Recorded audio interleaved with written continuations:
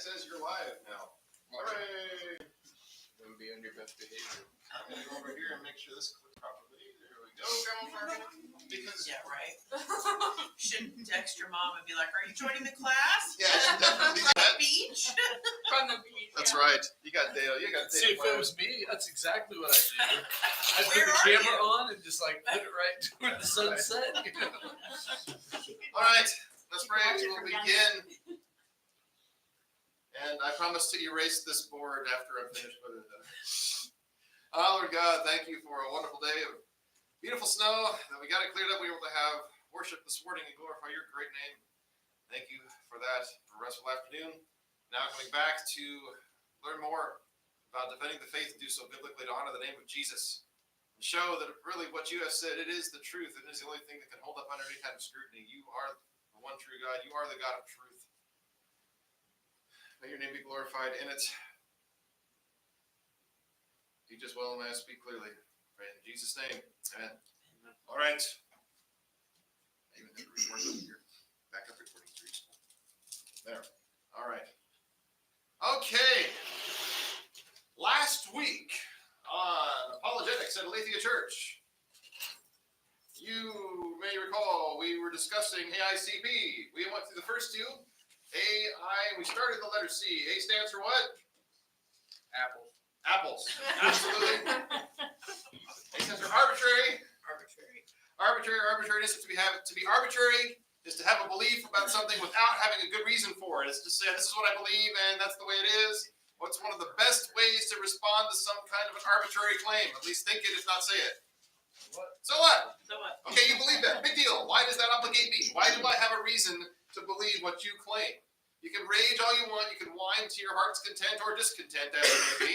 But just because you say something doesn't mean I'm obligated to believe it. It doesn't mean I'm obligated to side with you. Arbitrary. To be arbitrary is to die intellectually. There's no obligation to it in any sense at all. I is for what? Inconsistent. If something is inconsistent, it means it has one or more what? Starts with a C. Contradictions. If something is contradictory, it cannot exist. We will talk about laws of logic today and the law of non-contradiction. But if something is inconsistent, it means one or more of the beliefs that the person has in their belief system, their philosophy of life, their worldview, call it what you want, does not comport with another one. And we gave several examples. A guy that claims it's immoral for someone to judge someone's sexual habits, but then again, we're going to go and take out some dictator who's invading another country. Wait a minute. He's doing what he wants. Why should we go after him? And why do you think it's not okay to go after the other person? Contradiction, inconsistent, shows a defect in the worldview. We started talking about the letter C. Letter C stands for what? Consequences. Consequences of unbelieving worldviews. Every single unbelieving worldview will have undesirable consequences. It just happens. And asking the right questions will expose them. We're going to go through something that will do that very nicely. You may recall at the end of the lecture last week, we went through several things that are consequences of unbelief. Because newscasters, especially on the leftist lamestream media outlets, love to point out anytime that someone does something terrible, but if that person is religiously motivated in some way, shape, or form, well, that's just what strong belief in religion does. Like, well, how about we talk about the consequences of unbelief? And we listed a whole bunch of them. None of them are good. So, anytime you see something evil going on in the world, that's a nice thing to say to your friend. Like, well, that's just what unbelief produces. You're going to get a funny look from that, but what an opportunity. It's like, what do you mean? Because people that don't want to honor God and don't want to love God and love neighbor, this is what happens. And it is what happens. Consistently. Guess what? If everyone lived as a consistent Christian, we wouldn't have any of those wars or destruction or mutilations or any of those kinds of things. We wouldn't have it. Now, people don't like to say that because they think that they can establish something outside of the one true God, and that would be, well, good. Of course, what is good? Kind of hinted at that a bit this morning. And we will get there with regard to the preconditions of intelligibility, which is P, preconditions of intelligibility. We're going to finish letter C first. So, C is for consequences. And help from Grover is sometimes appreciated, as Tony showed last week. The twofold apologetic approach. The twofold apologetic approach is how you expose bad consequences in an unbelieving worldview. A great way to do it. It's also known as the answer, don't answer method. The answer, don't answer method. It is based on a text of scripture, 2 verses side by side, and I'm very glad that they are side by side. And that's this. Proverbs chapter 26, verses 4 and 5. Proverbs 26, verses 4 and 5, which says, "Answer not a fool according to his folly, lest you be like him yourself. Answer a fool according to his folly, lest he be wise in his own eyes." Now, don't know about you, but I'm very glad that these verses are side by side, because it looks like it's a contradiction. Why is that on there? I don't know why that's on there. Remember, I don't always enter my slides correctly. Let's go back to this one. Yes. Fail! F is for fail. You weren't paying attention. No. I'm very glad these verses are next to each other, because if these verses were separated across the different chapters, even in Proverbs or different books of the Bible, that would be really easy for someone to say, well, that's just a contradiction. But it's not. And I believe Solomon put them there like that so that we would understand that it's not a contradiction. When they're seen together, they show us the proper way to answer a fool, which, by the way, the fool is anyone who is denying the one true God, anyone who is not a Christian. Actually, I can see what I'm doing over here. We'll talk about this in a minute. So, let's see.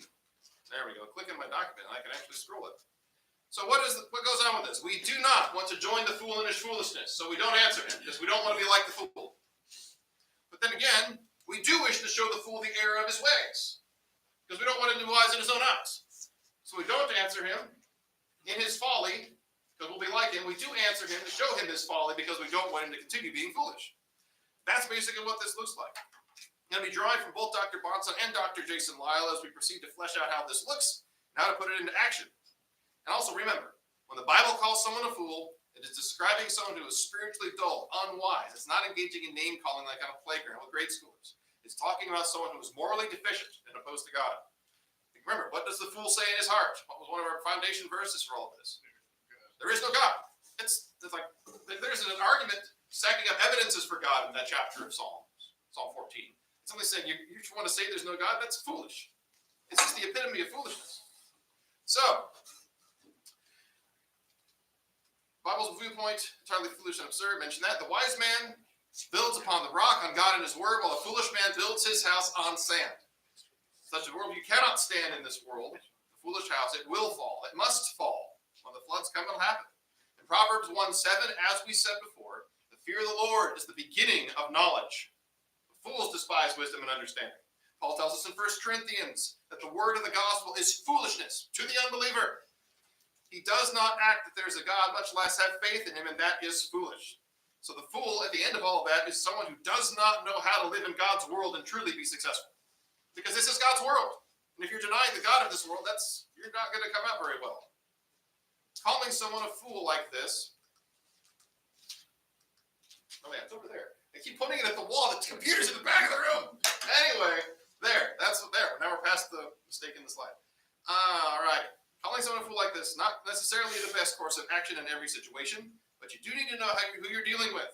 Someone who is a fool, when presenting the truth of God. What we do need to do, however, is draw out the foolishness of the unbeliever.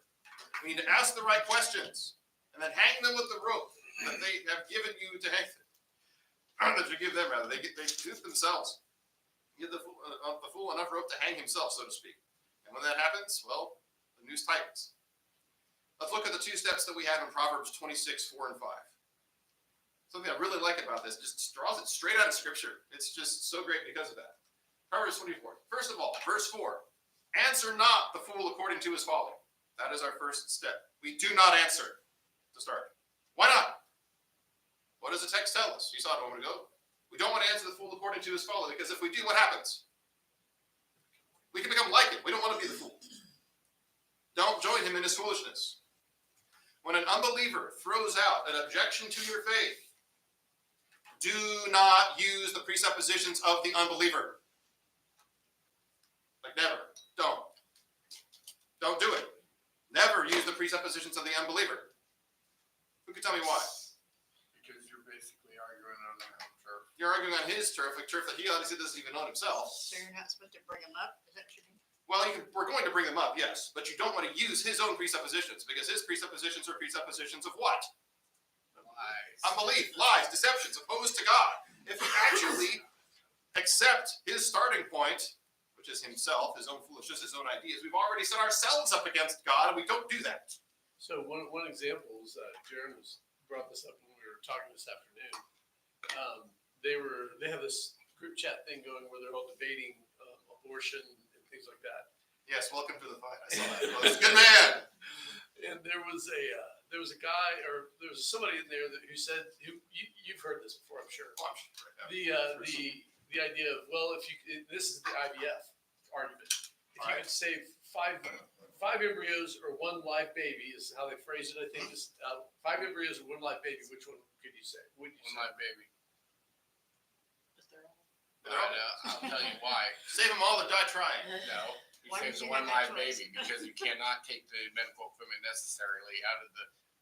out of the medical center to save those 5 embryos. So you're not going to save them, is what you're saying. But what they're saying is They're that, going to burn. Well, if you actually were able to do so, I suppose that's part of the question. yeah, and I think so. But at the end of the day, But it's yeah, your point is stick your point is to important. this. well, one of the things that I mentioned was that in order to even answer that question, you have to assume that the embryos are not live babies, because there has to be a distinction between them. So they're poisoning the well just by the way that they're asking the question. They're asking you to assume their presupposition Excellent. in order for you to answer the question. And I'd say it's a non-starter. There's no difference between the live baby and an embryo. Excellent. Is that like people who bring up, would you save the baby or the mother? Is that similar? Do you Yeah, think? that would be the same. But if the assumption, so would you save the baby or the mother? Well, I would try to save both of them, and I would give proper weight to both of them as living, breathing, existing, valuable, made in the image of God human beings. And that particular example plays into something else that they try to claim, that abortion is sometimes necessary to save the life of the mother. Right. It's not. It's What never do you do? necessary. If there's a situation to where the mother is going to die if she continues with the pregnancy, you don't kill the baby. You deliver the baby and try to save him Yes. as you stabilize the mother. Yeah. We have neonatal technology that can save babies that are very young. We have friends of ours, the Traxlers, who have their children in neonatal, have been for some time. Yeah. Thank God for that technology. Great things can be done. Let's just not assume the presupposition of the unbeliever in that regard and say that you have to kill the baby. No, you don't. None of it requires you to dismember a human being. Nope, never. Nothing requires that you do that. I had a guy ask me that, trying to catch me in the answer to that. Yeah. When, see, what was I gonna say? Then just turn Just to around. see what I would say, because he knew where I was volunteering. This is somebody I just met. And they were Sure. trying to catch me. Well, what would you do? Save the mother or the baby? Because they had lost their children. That's called a false dichotomy, actually. Yeah. That is an informal logical fallacy. And we're going to Well, talk about it's that. a But you would also consult with the doctor. The presupposition there is that one has to die. Yes, and that too. And that, Because that's not necessarily that we true. can't save both of them. Well, And unless you're a doctor, which I would say I'd leave it up to the doctors because I'm not a doctor. First of all, you don't want me in an operating room Yeah, we don't want Tony in the afternoon. because everyone's going to die. With regard to scriptures on this, one of the scripture, a very important one, I read it again this morning during the sermon. We read it and talked about it to a good extent during our first class session. We set apart Christ as Lord in our discussions with people. Everything is going to be under the lordship of Jesus Christ, so we're not going to take unbelieving presuppositions and argue from those. We're going to argue as Christians, and we are not going to use the unbelievers' presuppositions in order to do so. So in that chat, was somebody trying to answer? Is that what you're talking about, Kip? Yeah, they have a group chat going that has that debate going on in it. So did But somebody try and come up with an answer? I don't know. Oh. I mean, they would be able to tell you that. I don't know. Well, But I'm sure that there are many to people do in who those answer. situations, again, ask the question: why are you assuming one of them has to die? Why are you assuming Yeah. that That's an the assumption. embryo is not a human being? Why are you assuming that? Those are questions. Yeah. Yeah. Yeah, he was talking about that thing. Welcome. I heard something about butter. I'm all for butter, but this is not the time or the place. I never heard We're not cooking anything. But anyway, we never use the presuppositions of the unbeliever in a situation like that or anything, because they're going to try to get you to do it, and it will almost seem like it makes sense to do so, partly because you're trying to be nice. Well, no, question it. Use what you know to be the truth. What you have to understand is that every question it has an inherent statement in it, Mhm. and it has inherent presuppositions in it. And so, Everything. learn to tease those presuppositions out, and then ask yourself, are those good presuppositions? And okay, before we proceed in this questioning, I got to get a few things clear. Do you mean that an embryo is not a live baby? Is that what you're asserting? because I don't agree with that. I'm not going to assent to that. So what you're asking me is, if I could only do one, would I save one live baby or 5 live babies? That's what you're asking me. Which really is what it comes down to. Which would you do? You know. When you put it like that, yes, let's put it like Decent that. the fire. What are you talking Oh, about? didn't he though? Certainly did, epistemologically. Yeah. Now, Sorry. examples. No, please. That's a fantastic example, and it's a very relevant one. That's kind of an example for the evening. We'll run with that. Or you can bring up the other one if you wanted that goofy guy you were talking to earlier on. Oh, Matt. Yeah, him. All right. The empiricist is, for example. We do not answer in terms of his worldview. Example, the empiricist. Who is an empiricist? What is an empiricist? He is someone who believes that all knowledge is based on observation. But that standard, of course, defeats itself. So, how does the standard defeat itself? The empiricist. Everything is based on observation. That statement's not based on observation. That statement isn't based on observation. You didn't see that statement. Just because you write it on a piece of paper doesn't mean you wrote the concept on a piece of paper either. You wrote characters. That's not the same. You read A lot of that floors me a lot, because you see people that they expect you to agree on stuff that you would agree on, like gravity Sure. and air and stuff like that. But then they won't give you that same courtesy. No, they won't. Sorry, go ahead. Well, You're right first about off, that. in- There might be a bias in what they're saying, maybe. they're arguing according to their religion, and they're expecting us not to argue according to our religion. Which, of course, is inconsistent. All right. So, in our conversation with the unbeliever, if we adopt the standard of empiricism, we end up defeating ourselves, of course. So, like him, we would be in the position of not being able to know anything because he can't account for his knowledge, the statement he just made. How about reality or ethics? Is it good behavior, standard that you can lay your eyes on, or that sort of thing? How about the laws of logic? You can't see those either. So here's an example of it is the evolutionist. You might make a statement like, we can talk about evolution if you want, but we have to leave the Bible out of the discussion because I'm only interested in scientific evidence. Well, we can't talk about evolution. Yeah, we can't do that. Like, wait, what? Okay, is it possible as a Christian to leave the Bible out of the discussion? No, it is not possible. We don't do that. And you ought not try to. You might recall before we said something along the lines of neutrality is a myth. I wrote it on the board a few times. Anyone pretending that you can be neutral is doing just that. They are pretending. It can't happen. Do not pretend along with the unbeliever. This is much more serious and much more important than make-believe. Don't pretend that neutrality exists. You know better. Jesus is king. How often? Always. Every situation, every sense, and we must never act like that he isn't. If you buy into the unbeliever's basic assumptions, you'll end up just like him. That's what the Proverbs tells us. So needless to say, we don't want that. Remember, presuppositions determine how you start and how you end up in an argument. Both ends of it. And if you accept the presuppositions of the unbeliever, such as you can only know things via observation, or that it's okay to leave the Bible out of it, you're going to end up in the same place where they are. If you get on the plane with them to Boston, you're not going to be able to get off in Chicago any more than they will. You're done out of the gate. It's game over. Don't do it. So when you answer the fool, you have to use your own presuppositions, always. You must show him how history, science, morality, and everything else makes sense from your own worldview. Not all at once, all at the same time, in every situation, but whatever it is that you're talking about at the moment. You're never going to be able to show how sensible God's word is in his worldview. Why? Paul told us, didn't he? How does the world see the word of God, the gospel? The what of preaching, according to the world? The foolishness of preaching, right? That's how they see it in their own worldview. I told you I have interactions with so-called atheists online quite frequently about these kinds of things. A couple of them, they sought to dismiss the Bible as a myth. I simply replied that the Christian worldview doesn't have a problem with things like talking donkeys, because that was one of the objections they used. And without the God and truth of the Bible, they don't have a basis for understanding truth in the first place. We're going to cover that under the Preconditions of Intelligibility. It's really pretty amazing, awesome, I'll even say. So my question to them was, how do you call something a myth without having a foundation for what truth is, for what's real? A myth is something that's not true. It's a fanciful story, right? Well, how do you even know what truth is? Tell me that. Crickets every time you ask a question like that with people that are not interested in talking to you. The answers in that case were not forthcoming.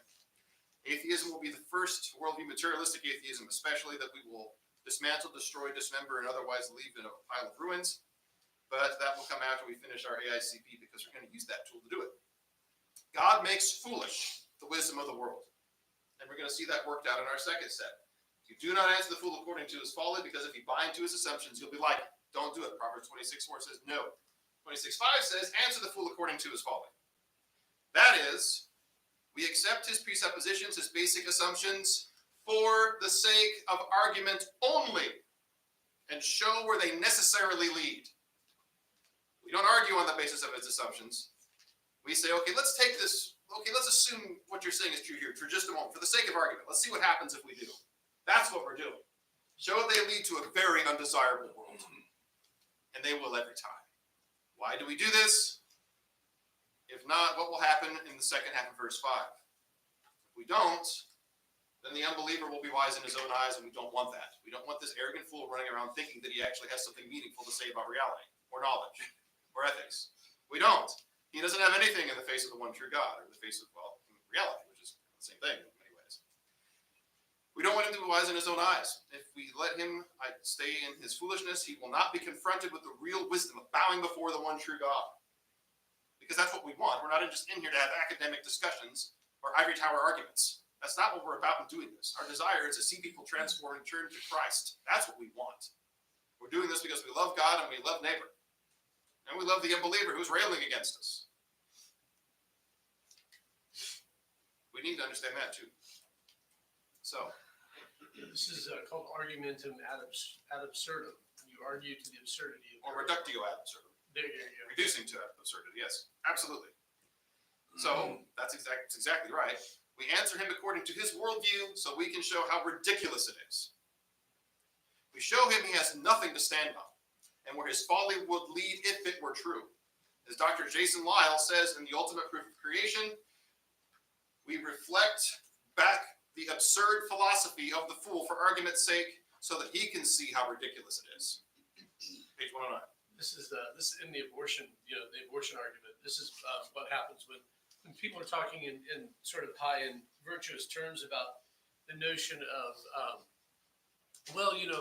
all these kids, the foster system is overrun, and all these kids, if they're are going to be going to the foster system, or the mother just doesn't have money, to take care of the child, and this, that, and the other. And it's like, okay, so what you're saying is the cure for the foster system is to kill the children. Mm-hmm. Put that into the example. What you're saying is the cure for childhood poverty is to kill the children who are poor. Right. So basically, okay, I can agree as a Christian, even especially, why there's a problem if there are a whole bunch of kids that are unloved in the foster system. I understand Absolutely. that. But if what you're saying is true, and if we go along with your line of argument, then the end result of that is murder all the kids that we don't want. That's how we cure that problem. That's not a desirable world. No. Even the person raising the objection you'd like to think is going to see that. And they do. They're like, well, that's not what I'm Don't saying. answer. There it is. Expose the foolishness and show that it leads to something horrible. Case in point. Beautiful thing to do. How long did that take? 30 seconds. And then what's the response? No, we don't want that. You're right, you don't, but that's what it leads to logically. So why are you saying it? Right. By the way, the Bible tells me why you're saying it. Because you don't want to bow the knee to the one true God. Let's talk about that. That took another 30 seconds. Apologetics can really become easy in a lot of situations. Anywho, people will talk to you that you will talk to will think they have all this stuff figured out, by the way, including the objection that Kip just made. That everything is in place with regard to their understanding of things, that they understand life, all of it works out, but they don't. If they reject the triune God of Scripture and his revealed word, they cannot have it all figured out. It just isn't possible. So answer them according to their folly and show them that they don't. Like this one. This is a fun one. I don't believe in absolute statements. So if you want to talk about the Bible, then fine, but I'm not going to accept anything that makes an absolute statement. You sure about that? Are you sure about that? So Dr. Lyle takes us an example on page 109 in his book, and he runs with it a little bit. So here's a brief summary of what he says. First of all, we do not answer. We tell our unbelieving friend what? His claim was, I don't believe in absolute statements. Okay, well, first of all, I don't accept that claim that there's no such thing as an absolute statement. As a Christian, I believe in absolute statements. I mean, it's necessary because of who God is, but also, so we don't answer like, no, that's can't be right. And as a Christian, I don't believe that. Second, then we answer them. But for the sake of argument, if there were no absolutes, then you could never claim there weren't any. Because to say there are no absolutes is itself an absolute statement. It's self-refuting, it's contradictory, game over, end of discussion. You're buying the next coffee. I don't know. But that's as simple as it gets. You can use other examples. Are you absolutely sure? Yes, and that's one way to do it. Very shorthand, but yes. You can use, others really foolish things like, I don't believe in air. Well, given what God has said about creating the heavens and the earth, and air is part of it, certainly don't accept that premise. This is a silly example, you get that, right? But just fitting it into the system.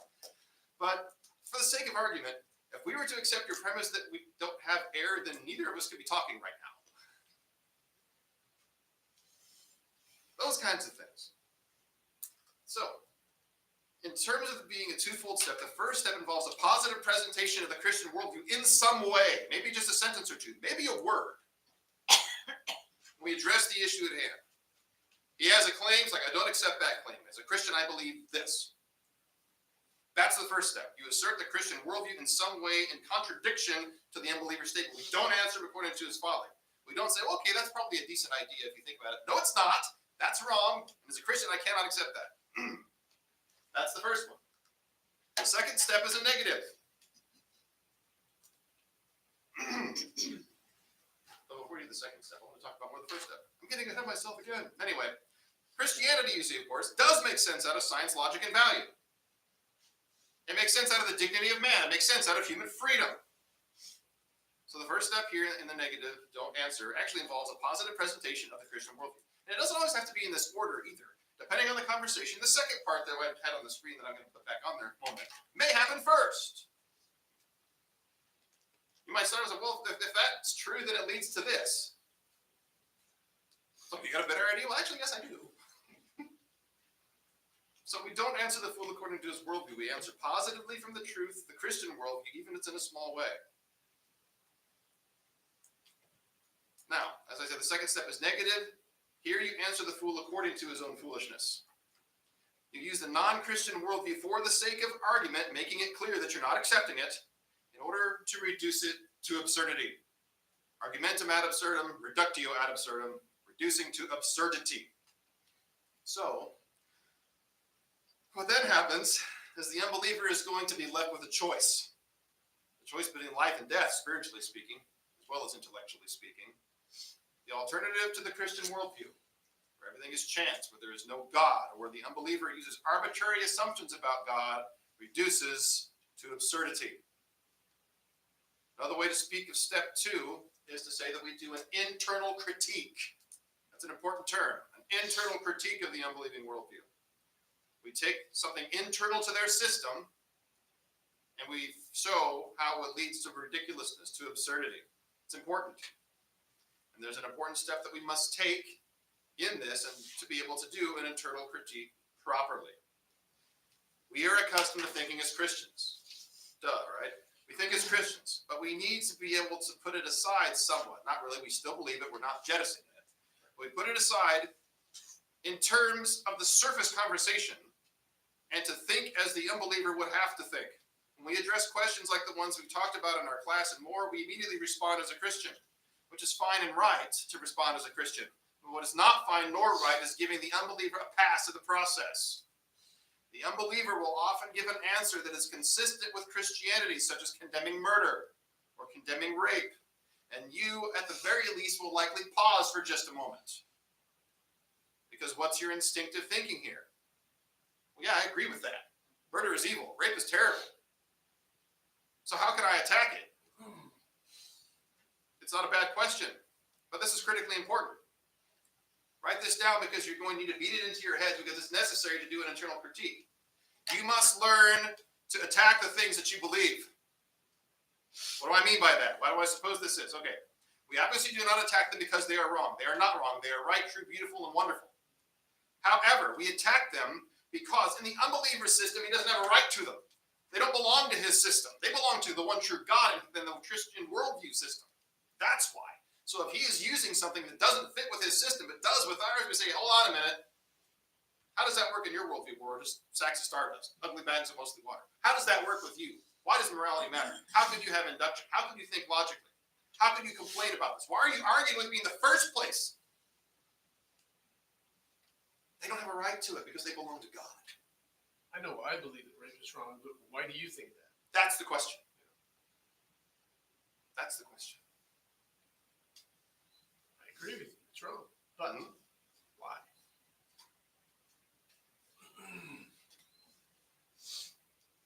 Now, when you object to the unbeliever using moral absolutes, for example, they'll probably respond like this. I've had it happen to me a lot. You're going to hear this. I thought you believed in moral absolutes. Or he'll probably attack you saying, so you're fine with murderers not being punished then? No, I'm not fine with that. Yes, I do believe in moral absolutes. So we respond by affirming this. Of course, I believe in moral absolutes. Yes, murder is wicked and ought to be punished. That's the first step, right? The don't answer. See, as a Christian, I do believe that murder is wrong. You have somebody complaining about evil things. Well, I do believe that's evil, but let's back this up a little bit. You claim to be an atheist, right? Well, yeah. Well, tell me then, how can you condemn that in your worldview? How does it make sense to put this down? Everyone's just living his best life now. What objection do you have to the murderer, the rapist, the pedophile, the thief? Fill in the blank of one of the violations of the second table of the law. Where's his objection? As Christians, we have the second table of the law. We worship the God who gave it to us. We have objections. What about him? We've already provided a worldview where those things make sense, so we're not really attacking it. Or if you started with step 2, we do that now. We provide it. We talk about the Christian worldview and how it does make sense there. But what we are doing at this point in the interaction is standing on the unbeliever's worldview and drilling him with ultimately unanswerable questions.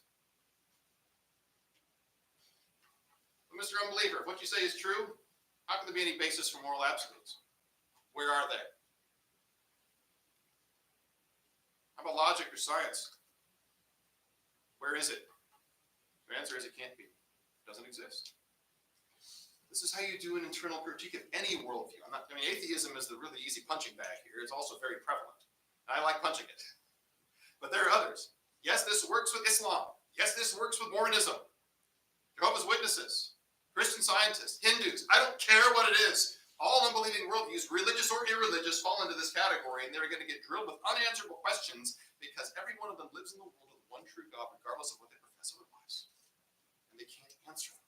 They cannot. You do an internal critique. You go into the unbelieving world and you wreak havoc. That's a fun phrase to say. Wreak havoc. You go into the unbeliever's intellectual house and you tear it to pieces, effectively crashing his Boston-bound plane right into it. Sorry, no Red Sox game for you after all. Maybe you didn't want to see it.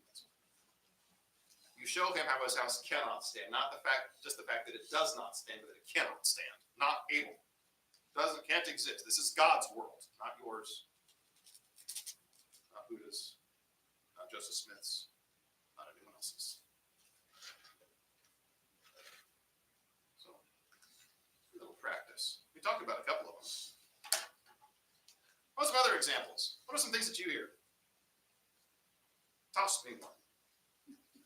Using baseball examples. Well, years ago, I had a neighbor who said, I don't believe in the Bible. I don't believe it. Okay. I don't believe in the He Bible. must have done something, but I might ask a clarifier. So what in the Bible don't you believe specifically? Maybe take a broad case. So you don't believe in the Bible. It's like, well, okay, well, as a Christian, obviously I do believe in the Bible. Here's a copy of it. Yeah. It exists. So what do you mean? See, but without the truth of the Bible, you can't really know anything at all. So what is it that you have a problem with? That's where I would go with that. Because you're going to need probably some more questions to get down to a specific matter. Because the Bible talks about an awful lot. But yes, and that's the old, without the truth of the Bible, you can't really know anything. And we'll get more to that here in a few moments. That's a big problem. We talked about the issue of abortion.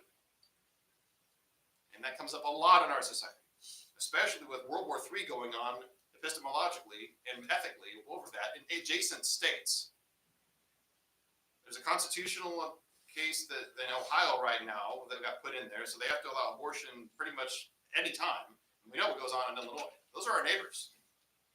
And Indiana is not consistent on it either. The war continues. Go listen to the speech given in the North Dakota House here this last week. Oh my goodness, glorious. What else? I got one for you. This is from the guy I was talking about. Please. He says, evil is the absence of empathy. Evil is the absence of empathy. What if you empathize with the evil person? Empathy is incredibly evil, actually. Can be. Well, fit it into the pattern. It's like, okay, first of all, I disagree with that definition of evil. Evil is that which is opposed to the will of God. As a Christian, that is what I understand evil. But secondly, if you're going to have evil, where do you get the idea for it in the first place? Because you're talking to someone who claims to be an atheist, right? Okay, so what exactly constitutes evil? Something that you don't like? What if someone else does? See, in your worldview, if nothing really ultimately is evil, and people can have their own opinions, then nothing really ultimately is evil. What happens? People like Jeffrey Dahmer are fine. Adolf Hitler can kill whoever he wants. So can Stalin. The rapist has no justice waiting him. Truth is subjective. Is that the world you want to live in, where people who are murderers and rapists get to run free and do whatever they want? Well, no, but that's what happens if you reduce evil to that kind of an idea. Again, a very undesirable world. That's the consequences of unbelief. You can do this with anything. See how useful that tool is? See how useful AICP is? How great this is? Nothing escapes it. And by the way, I'll tell you a few lectures in the probably in either our last lecture or our next to last lecture exactly why nothing escapes it. It's going to blow your mind. Sit tight for that. But my computer will start. So, consequences. Consequences of unbelief, the don't answer method, the twofold apologetic approach. Hold on to that. Proverbs 26, 4 and 5. Memorize it.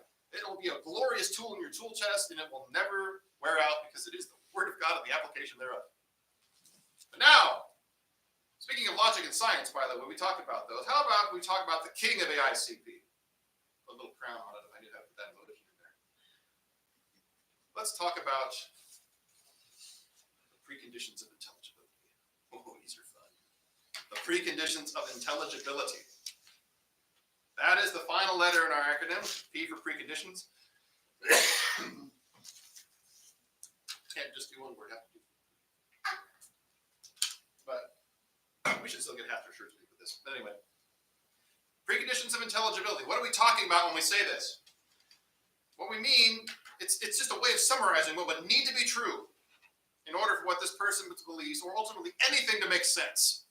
Where do you have to start? In order for anything to make sense, we need what are called preconditions of intelligibility. What would need to be true about reality in order for us to have a discussion about reality?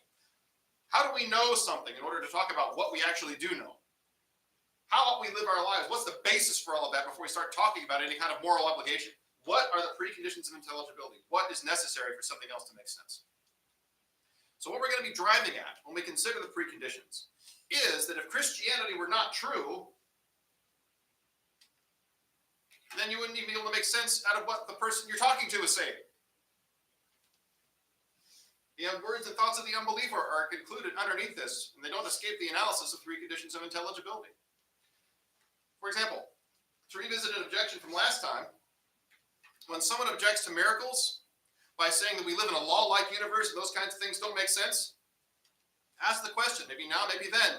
So what would have to be true in this universe for it to be a law-like place?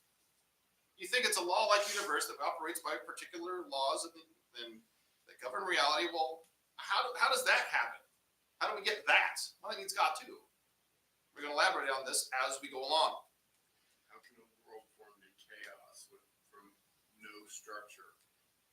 Well, they don't. That's part of the problem. They assume it. Again, evolution is philosophy, not science, which we'll deal with. All right.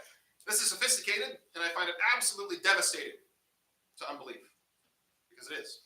It boils down to this, to use an illustration. In order for the atheist to be able to argue against God, he has to be sitting on his lap in order to do so. He has to assume God, even in his heart of hearts, even if he's denying it, the reality of the one true God, the reality of the truth of Scripture, in order to argue against him. That's what happens. Kind of like a little child, if he's going to slap his father, he's got to be sitting in his lap to do it, because he's 3 and he can't reach his face otherwise. So his father has to be holding on to him and keeping him from falling off his lap, probably, for him to reach up and smack him.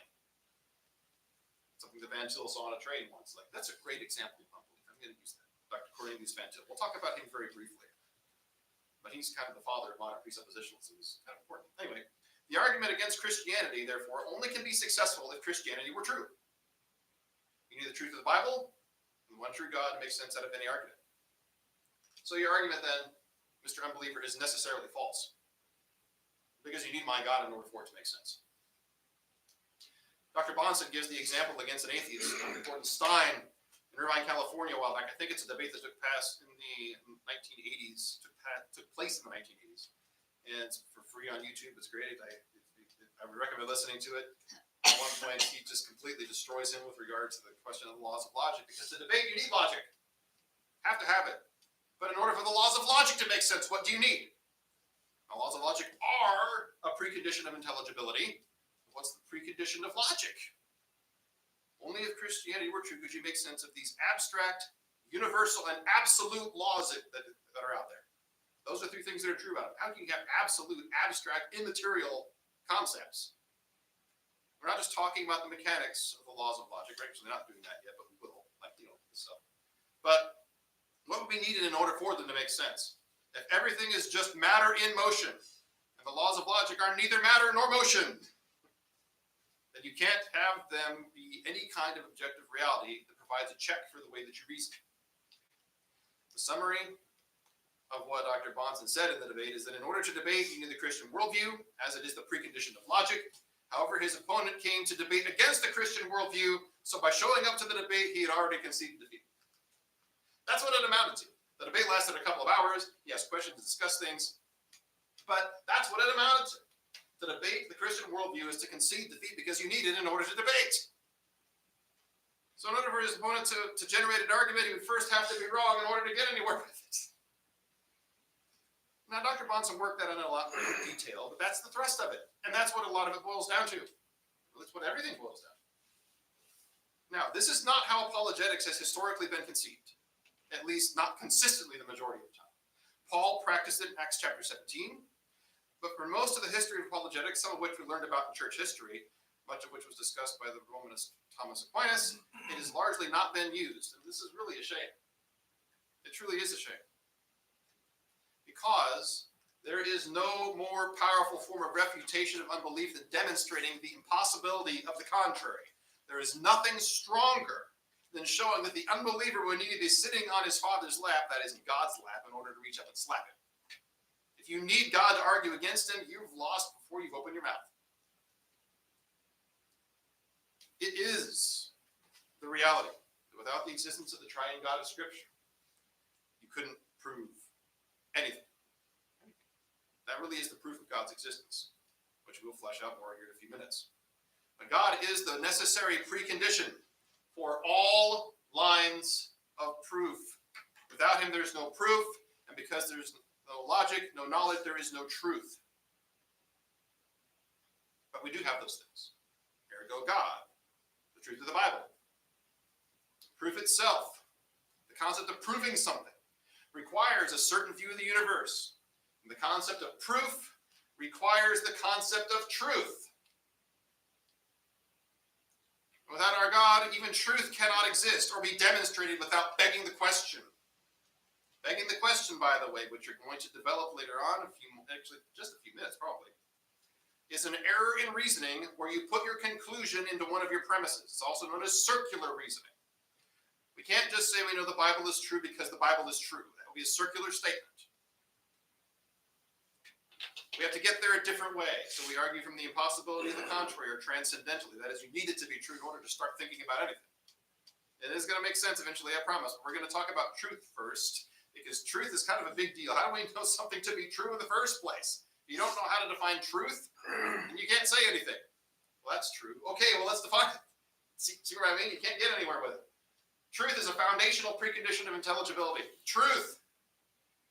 What is truth? Anyway. What is truth? It's really a hard word to define without using the word truth or true or synonyms for it, isn't it? What's truth? Because we can use words or phrases that are synonyms for what we mean when we say something is true. Like, this is true. Well, when we say, okay, this is true, what do we mean by that? Well, something is true if it states what is the case. This is the case. This is the reality of it. This is true. It is true. If something is correct, that's correct. That's true. Something conforms to the facts. This is what the facts are, so that's true. Or maybe with the actual state of affairs. This is what really did happen, so that's true. Maybe that is true. It's another matter altogether to set forward a meaningful theory of truth. It isn't enough just to provide synonyms for the word as we use it in some cases. You heard me talk about righteousness this morning this way. It's not just enough. What is it that makes something good or righteous? Okay, what is it that makes something true? Because if it's true that something's righteous, okay, that's even more fundamental than that concept. What makes something true? Why? This has historically been very difficult to accomplish. Philosophers have lost their minds over this, I think, for centuries. 3 main attempts. There are actually more, but there are 3 main ones that have been used in philosophy to define truth, to show how we know something to be true. And all 3 of them fail the pegging the question test at the end of the day. Still, they are useful because they all deal with a different aspect of truth, the last of which I'll talk about being the most helpful in my opinion. So even though they prove helpful and useful when it comes to trying to answer the ultimate question, they fail. All of them. This is why secular philosophy always ends up collapsing. So what are these 3 main theories of truth? Where do they fail? Well, let's talk about them. There's the pragmatic view of truth. The pragmatic view of truth, which seeks to show the property of truth as it pertains to utility. That is, a sentence is true if it has good practical results. John Dewey, we talked about him. This is what he would conclude. Good practical results. Similar to what we talked about when we discussed pragmatism in general. This view understands something to be true if it is useful or successful in achieving one's goals. The pragmatic view of truth. Useful or successful in achieving one's goals. But it does not address whether or not that the goals are worthwhile pursuits in the first place. Just because something works in practical application doesn't make it true. It makes it effective. But just because something's effective doesn't mean it's laudable or virtuous to be doing that thing. A gun is an effective tool to murder someone, but it's not laudable to murder someone. Furthermore, in order to determine if a sentence or statement has practical value, you already need to know what we truly expect before we get to the sentence. So we approach this idea of practicality with a concept of truth already in our minds. We know what practicality is. Practicality is truth. So this is true if it matches with practicality. So it doesn't really help us. It begs the question because you already have to have an established idea of truth in your mind to determine truth. Ultimately not helpful. Though useful in some situations. Because things that really are true, that really do have truth value, we would expect them to be practical in some ways. Sure. But it doesn't tell us what truth is because you already have to know what it is in order to use it. Next one is the coherence view of truth. Second theory is the coherence view of truth, which shows how to detect the property of truth in a system. Detecting the property of truth in a system. This view states that we can know something is true if it fits with or coheres with other things we know to be true in a particular system. So if a proposition doesn't fit with the other ideas that are accepted to be true, then it's not true. We know these things are true. This doesn't fit with them, so this one can't be. Refined further, you can say that since 2 contradictory statements cannot cohere, then both of them can't be true. The problem here is twofold. First, if your entire system is corrupt, even though you thought it was true, then the idea that doesn't fit with it actually is the truth. But then the truth would be rejected. We don't want that. Secondly, this theory of truth basically says this. We know something is true if it coheres with the things that are true. Or this is true if it agrees with the things that are true. Right? Yeah, where's your starting point? That's called begging the question. You weave your conclusion into one of your premises. Fred, that didn't work either. Not ultimately to define it. I mean, it's certainly true that we have a group of true statements and we have something that doesn't cohere with them. All right, we can toss it out, but what makes those statements true? What is the nature of truth? It's like a web hanging in the middle of the air, not connected to anything. Exactly. The web coheres with itself, but it doesn't cohere with it's not anchored to anything that is foundational. You cannot pick out for me what truth means because I'm relying on truth in order to state this thing in the first place. Okay. Now the last one. People really like this one. I like this one. The correspondence view of truth. Okay. The correspondence view of truth addresses the nature and property of truth. The nature of the property. Okay. I find it to be the most useful. Correspondence view of truth states that something is true if it corresponds to or accurately describes an objective fact. That is, truth corresponds to reality. We might say the sky is blue. We know that the statement is true or false by doing what? We look outside at the sky and it's blue. Well, therefore, the statement the sky is blue corresponds to reality. Okay, sure. However, what's this saying at its root? It's true. It's true. Truth is what is true about reality. Oh! Rats, we were doing so well. We know that something is true if it corresponds to the truth about reality, or simpler, truth is that which is true about reality. So the correspondence theory of truth already requires that you know what truth is before you can find out what something else is true. Correct. Begging the question again, it's circular. Now, I'm fine with saying that something is true if it corresponds to reality. But in order to define the nature of truth, we need to do better than these theories. Yeah, that's a sort of something that you have along the way. If you can say that, but that's because you have already understood what truth is. Our view of truth is ultimately determined by this, so we can say these things along. Yes, truth is going to cohere with truth. It will. Yes, truth is going to correspond with truth. And it does. And truth is very useful. It is. So, But what's truth? what is truth? Exactly. Right? We haven't even gotten off the ground yet, though. Everyone's assuming that they know what truth is, but no one's been able to tell us what it is. This is why in unbelieving thought and history of philosophy, it always has driven people nuts, because it always devolves into skepticism, which is what? What does the skeptic say? What is he saying? Is it real? No. If he's a skeptic, no one can really know anything for sure. Why? Because he realizes you really haven't told us what truth is, so nobody can really know. Or the subjectivist. Okay, I have my truth and you have your truth. Which is just a way of saying, I believe this and you believe that. Which we've already just demonstrated is what? So, Arbitrary. That's what unbelief always devolves into. So what's the truth then? What is it? What is truth? Does that sound familiar? You know your Gospel of John, it better sound familiar. By the way, you should know your Gospel of John. That question's been around a long time. Look at that. Pilate said it to whom? He said it to Jesus.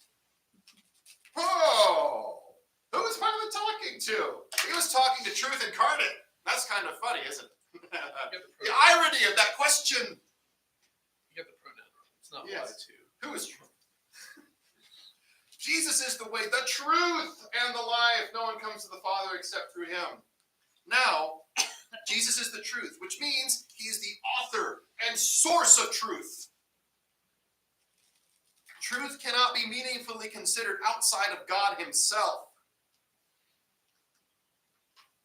Jesus said this in John 17:17 as he was praying to the Father.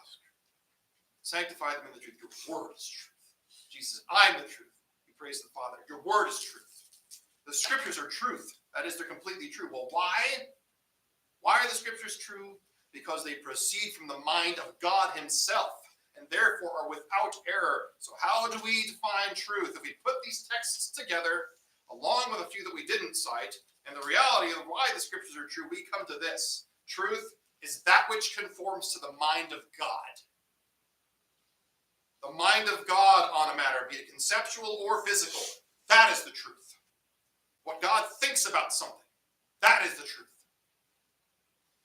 There's a mental shocker for you, entirely true, by the way. In this definition, which is the only proper and ultimate definition of truth, it's a transcendental definition. When you say, yeah, that's true about anything, physical or metaphysical, what are you really claiming? What are you saying when you say that's true? That's what God thinks. That's what God thinks about it. That blew my mind. I mean, dwell on that for a minute. That table's white. That's what God thinks about it. God has the property of white. He has the property of light as reflecting off. He has the property of things that form together and make that table. It's a table. Because God thinks about it that way. Existence isn't a tribute, don't forget. The fact that this is a remote, that it's black, that it exists, that I'm currently seeing it, I feel it, it's kind of smooth feeling, all those things are true. What does it makes them true or anything true is only and simply this. That's how God thinks about this remote in my hands. That's what he thinks about it right now. That's insane. It's so awesome. This is much of what we mean when we say that we must think God's thoughts after him. We want to think true thoughts, to think properly about reality. To think about literally everything properly, to identify something for what it truly is.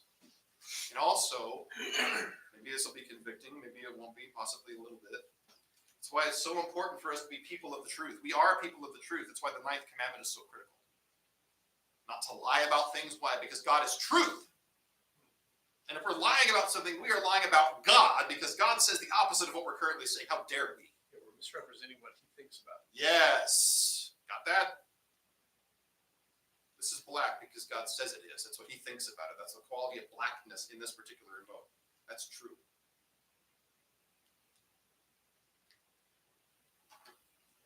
God thinks about it. That's what we're identifying. It also means God's thinking about literally everything, literally all the time, in every single respect that we can think of or can't think of. Everything. Yeah. That's just how awesome our God is. Think about that long, and it's going to blow your mind. The only solution is to drop down and worship God. I'm serious. He is that awesome.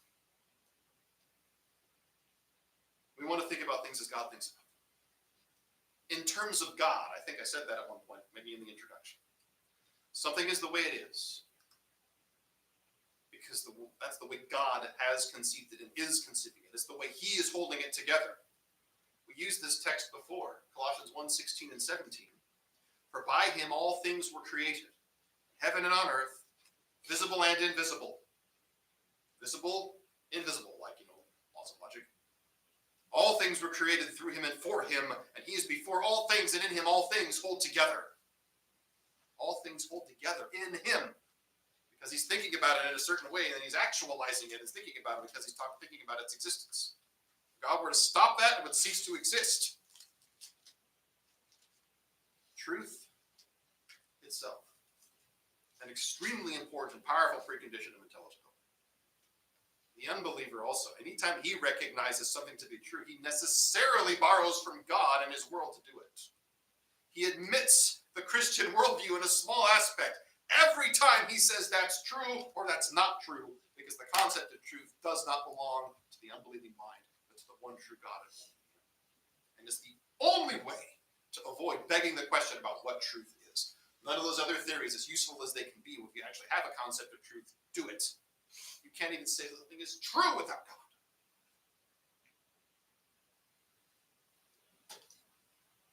Okay, that's good. We're good. We'll go home, right? No, we're not.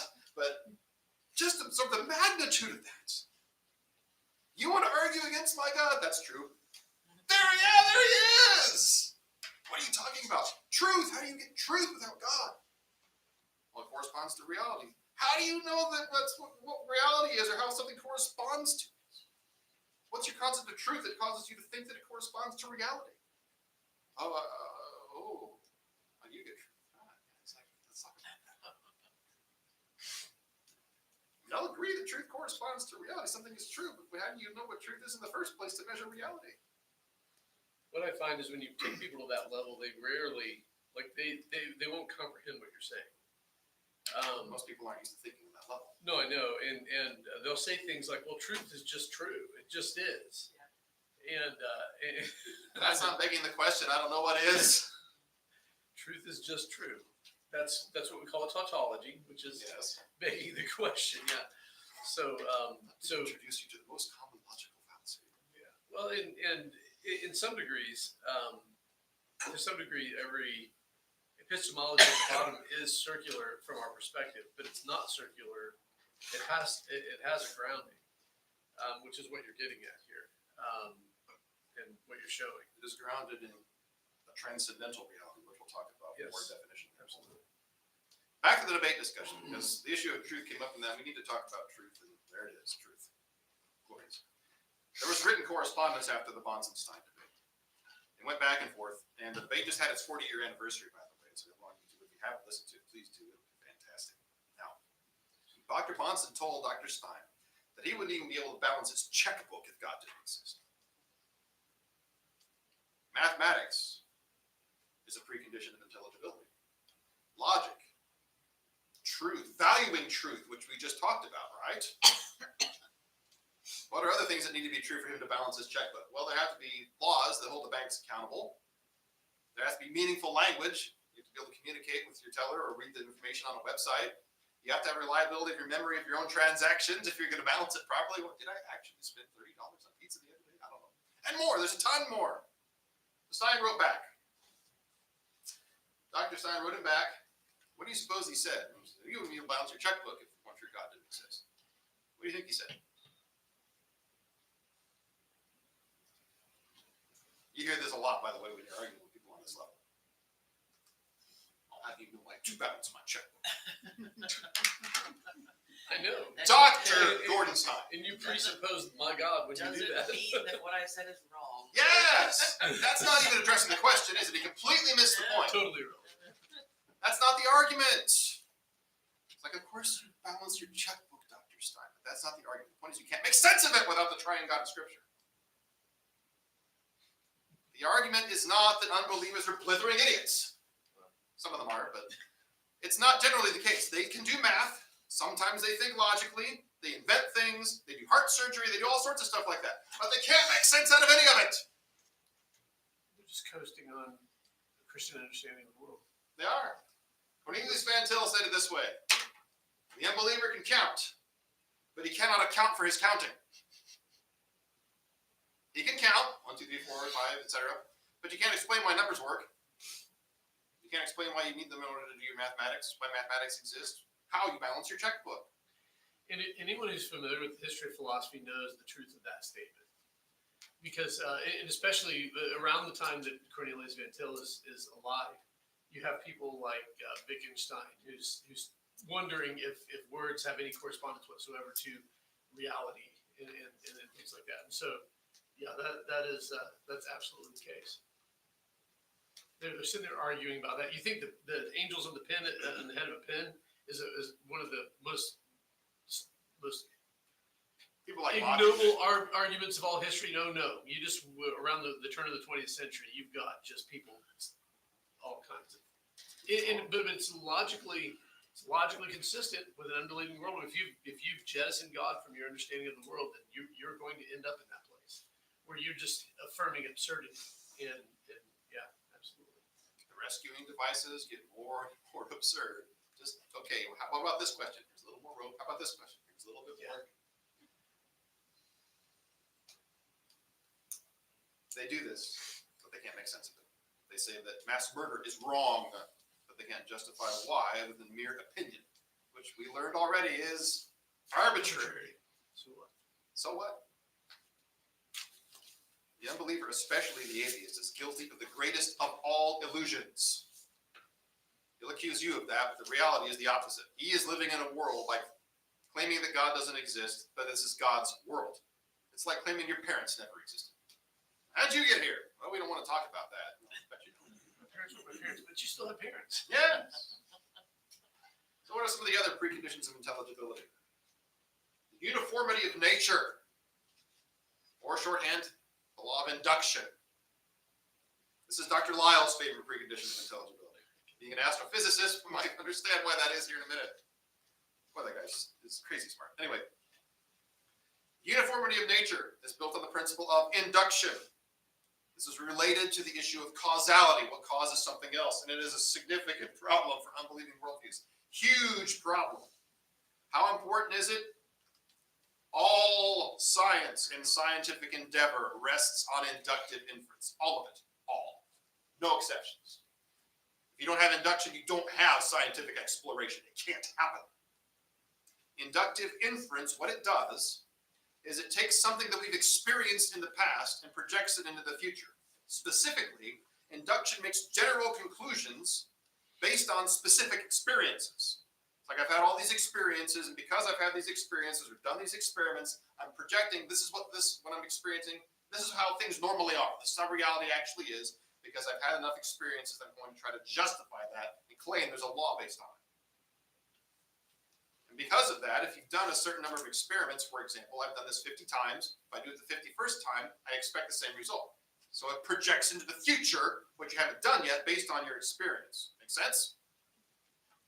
Which is answering that question. I forgot to push my button. All right, so example.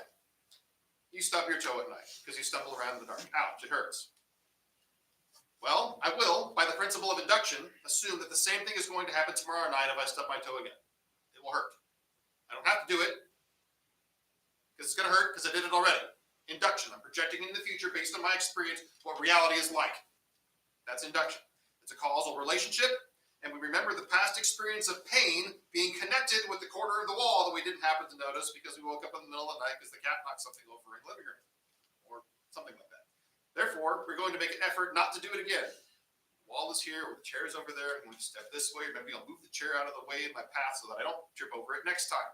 The kind of relationship between stubbing your toe and feeling pain is the same kind of relationship we experience with countless things in the world. All scientific exploration rests on this. It needs induction. We assume that if we perform an experiment one day and repeat that same experiment like Kim talked about the other day with the magnesium and the balloon and that sort of thing, under identical conditions, it's going to duplicate the results. We expect this. Induction. Everything depends on induction. Without it, there's no chemistry, there's no physics, no astronomy, no grammar, no history, none of it. It's all gone. Now, we're going to do an experiment. I don't like this marker, so I'm going to drop it. We're going to drop the marker. What's going to happen if I let go of this? Do not rely on past knowledge, any of it. No examples. Like if you saw an apple fall from a tree or something fall off a bridge in some video that you were watching on YouTube, I don't care. None of that matters. What's going to happen if I drop it? What do you think will happen? What do you know will happen? It'll turn into a butterfly. It's going to turn into a butterfly. It's gonna float in the air. Float in the air. Are those valid things in answer to my question? Yes, if you have no basis of relying on the past in order to project into the future. Okay, so I'm going to let go. What's going to happen? Okay. It falls to the ground, right? Right. All right. I'm going to attempt to pick it up. Okay, let's do the same thing again. Same conditions. What's going to happen this time? What will happen this time if I drop it? Same thing. Are we relying upon the past? Right. Again, who knows? We don't know.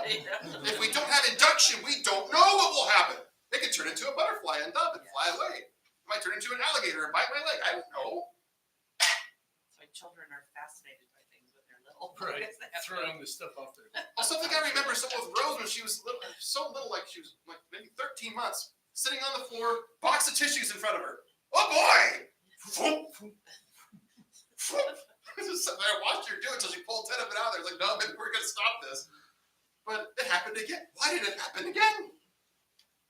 If you cannot rely on the principle of induction, not to mention the principle of the reliability of your memory, you cannot take specific examples and project them into the future to reach a general conclusion. It doesn't work. You can't understand anything about the future that you've experienced before if you don't have the inductive principle. Therefore, scientific experimentation cannot be justified unless you can justify induction. Make sense? Justify induction. The people eject immediately. What do they say? Objection! Hello! It does work! So we know it. Okay? But how do we know? Why does it work? Genesis 1 is how it works. Because we have to be able to take dominion over this world, and then we're going to learn about this world. We have to have induction in order to do it. Genesis 8 is how it works, because God said that as long as this earth continues, summer, winter, seed time, and harvest are going to continue. God is keeping the world operating in a consistent law-like pattern for all those things to happen. Goodness, what does it take for summer and winter and seed time and harvest to happen again and again and again? If you start thinking about all the causes and all the necessary things that happen, it's going to blow your mind. I'm not sure we've all thought, in all the history of science, we've thought about all those things. Maybe we have, I doubt it. That's a lot. We already talked about Colossians 1. We talked about Genesis 1. We talked about Genesis 8. Colossians 1, 16 and 17. We just read those a few minutes ago. Or maybe Hebrews 1, 3. It's a good one. He, Jesus, is the radiance of the glory of God and the exact imprint of his nature, and he upholds the universe by the word of his power. After making purification for sin, he sat down at the right hand of the majesty on high. Jesus upholds the universe by the word of his power. That's how I know that the marker is going to fall when I drop it, because that's how Jesus upholds the universe. That's why. So I can project into the future. I can do induction. Dr. Lyle explains it this way. Quote, when we perform a controlled experiment using the same present starting conditions, we expect to get the same result every time. The future reflects the past in this sense. Scientists are able to make predictions only because there is uniformity as a result of God's sovereign and consistent power. Hebrews 1:3, right? Scientific experimentation would be pointless without uniformity. We would get a different result every time if we performed an identical experiment, destroying the very possibility of scientific knowledge. From the Ultimate Proof of Creation, page 82. He goes on to say, through the following page, quote, since science requires the biblical principle of uniformity or induction, as well as a number of other biblical creation principles, it may seem rather amazing that one could be a scientist and also be an evolutionist. And yet there are scientists who profess to believe in evolution. How's this possible? Page 83. I like that perspective. He's right. But it's possible because those who believe in evolution are inconsistent. We talked about that earlier. They break the eye. However, we really should see this as amazing. Why? Because to deny the one true God and to do science is absurd. For all the raging against such an idea, with atheists often raging the loudest, their position is the one that's absurd. As Christians, we can justify induction with no problem. Induction is a Christian principle, a biblical principle, because God is the one upholding the universe in a consistent manner. We would expect there to be an inductive principle because we need it in order to do what he commanded us, and we need it because of what the Bible teaches us about how God is upholding the world. It follows. Well, yeah, of course there's induction. God's holding the universe together in a consistent way. He's making seed time and harvest, summer and winter. Because God has supplied a world where we can take dominion per Genesis 1. Induction is required in every endeavor to carry out this command. Every endeavor. God has also promised to maintain the order of this world while the earth remains. And at the very least, this means until the second advent. So until that happens,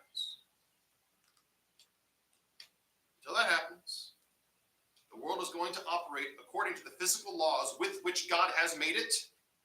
And induction is no problem, therefore, for the Christian, but it is a problem for everybody else. We're going to talk about that more once we get to dismantling atheistic materialism. So induction, uniformity of nature, so important, because all science falls apart without it. The atheists like to say that I believe in science like you can't have science without the triune God of Scripture. That's induction. How about deduction? Deductive inference.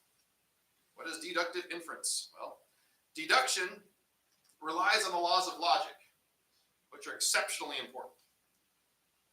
Now, see, laws of logic is. Where'd it go? Where's my picture? It doesn't have it on here. Oh, I had a Chuck Logic picture, like fear of spiders is arachnophobia, fear of Chuck Norris is just called logic. But for whatever reason, they didn't show up. Oh well. It doesn't like that picture. That's okay. Because Chuck Norris jokes are some of the best jokes. But anyway, setting that aside, the laws of logic. When we deduce something, we take the laws of logic and other general truths that we know, and we put them together into specific, necessary, and certain conclusions. In other words, deduction is the opposite of induction. Deduction moves from general established principles and information to specific, certain conclusions, while induction moves from specific incidences to general principles. Deduction is therefore much more certain than induction. Sherlock Holmes did a bit of both all the time, though he says deduction, elementary deduction, Mr. Watson, or not Watson, or whatever, but Sherlock Holmes is a lot of fun. He took a lot of information and deduced a logical and necessary conclusion from it. Now, foundational laws of logic. Laws of logic. Oh, there it is. Also known as the fear of Chuck Norris. There it is. See, I told you it was in there somewhere. Fear of Chuck Norris is called logic, so there we are. Foundational laws of logic. before we venture into making deductive inferences of our own, it would behoove us to know what they are. Laws of logic are laws of thought, and there are 3 laws of logic that are considered to be foundational. Violate any of these, and you're going to end up in absurdity and nonsense immediately. No further steps required. You're absurd. First one, law of identity. What is the law of identity? Simply put, this just means that something is itself. A equals A. Well, that's deep. It kind of is. Something is itself. It is what it is, and it's nothing else. Think about what it assumes. It assumes that there is actually meaning. Again, what's the precondition of logic then? Where does meaning come from? Where does truth come from? We talked about that. It assumes things that only make sense in the Christian worldview. But A equals A. Something is what it is, and it is nothing else. The law of identity. It is a law of thought. Violate that law, and you look dumb really fast because you've just broken the foundational laws of logic. You're not thinking properly. Next is the law of excluded middle. The law of excluded middle states something can be either true or false. It can't be both. Something is the case or it isn't the case. It's not both the case and not the case. You can't have some middle thing between 1 or 0, yes or no, true or false. It's one or the other. So I can say this is a marker. Or you can say this is not a marker. One of those statements must be true. More broadly, you could say everything in this world either is a marker or is not a marker. That's a true statement. It gets kind of funny. I was talking to Joshua about this, my son. He's like, in other words, Dad, everything is a potato or is not a potato. That's true. You got it. Good. I think we're having baked potatoes down there or something. But what about potatoes? Send that man to the cooler. All right. So, law of identity, law of excluded middle. What's next? We talked about this one already. The law of non-contradiction. Super important. Law of non-contradiction, very useful. It states that something cannot both be true and false simultaneously at the same time and in the same sense. If you look at it, the law of non-contradiction is a logical implication of the law of identity. Sure. In the And sense the law of that- excluded middle. Right. So put those two together, you get that kind of. Yep. Did we know it was going to fall when I dropped it? Yes, we did, because God upholds the I'm universe. still looking Henry. at butterflies. I can't help you there. Wrong time of year. All right. So, law of non-contradiction. Something is either true or false. That it can't be true and false at the same time in the same respect or sense. It is true that this is a marker or not true that this is a marker. It cannot both be true and false that this is a marker at the same time in the same sense. When I say the same sense or the same respect, I mean that there's agreement on the meaning of the terminology. There's no equivocation going on. How about if it's black or brown? Well, I didn't mention that, but you can say this way: it either is black or it is not black. It can't be both at the same time in the same respect. If we agree on the definition of black, if we agree on the definition of a marker, you can't introduce different meanings of the words into the statement. If you do that, you messed it up. That's called equivocation. That's a logical fallacy. You have to mean the same thing. You have to mean the same thing by a marker. For example, how would you do that with the term marker? Equivocate. Well, you can have a contradiction, both be a marker and not be a marker at the same time. What do you mean? Well, what's another definition of the word marker? It could mean this pen-like thing. It could mean, Flag stuck out in your yard. which is marking some line. Exactly, that's a marker. It's not the same kind of marker. Piece of paper on a map marking something. Someone who is writing something on the board is the person who is marking, so he's a marker in that regard, right? But that's not the same thing. So it's not the law of non-contradiction doesn't apply if you mean different things by the terminology. Same thing, same sense, same time. That's important. I used the example before. We talked about a ball that's entirely red. Well, 5 minutes later, I might paint it yellow. Then it's entirely yellow. Ah, it's a contradiction. No, it's not, because it wasn't at the same time. All those things have to be in effect for the law of non-contradiction to apply. Those are the foundational laws of logic, those 3. Memorize those. You need to know what these are. People break them all the time, especially the law of non-contradiction. You'd be surprised how often it happens. Well, maybe. So, let's talk about this. Then I can erase this board and Kip won't give me funny looks in Sunday school. A brief discussion of formal logic. A A brief discussion of formal logic. Formal logic, it fits the form, these forms really, that we're talking about them. So take this information and see if you can make a proper, logical, necessary deduction from it. Again, deduction uses laws of logic. All men are mortal. And I am a man. What is the deduction? Therefore what? I am mortal. Therefore, true. 100% true. This. Basically, you can use if statements or all statements depending on what you're talking about. They work in the same way, in the same pattern. So, this is a logical argument format called modus ponens, also known as affirming the antecedent. The antecedent is the thing that comes before. This is the antecedent, the man part of it. Men, first part of it. The antecedent, mortal, the second part of it. So you affirm the first part of it. I'm a man. You're saying yes to the first part. That's what affirming. We get that, right? The first thing that comes, this is modus ponens. It is the case. Literally, every argument in this format is valid, and if the premises are true, it is also sound. What's the difference between the two? A valid argument means it fits the pattern. Sound means that it's true, that what's going on is true. So you can take two terms and say something that's completely not true. But valid, 100% valid. Right, but 100% valid. So first, two terms I mentioned, valid and sound. What does it mean to be valid? Valid is if the conclusion follows from the premises regardless of whether or not they're true. If it follows. I could say that all dogs have 8 legs. And Richie is a dog, and therefore Richie has 8 legs. Okay, that's a valid modus ponens format. It affirms the antecedent, but it's not true. Why? Because dogs don't have 8 legs. So they can't be good, because there was a problem with the major premise, first thing that I said. Second, the term sound. A sound argument is both valid and true. So it's your original example. It is a sound argument, because men are indeed mortal. I am indeed a man. Therefore, since both premises are true and they logically follow, the conclusion also must be true. That is always the case. This is airtight, hard and fast. This is always true. It always works. It is a law of thought in formal logic called modus ponens, affirming the antecedent. Take it to the bank. Very important.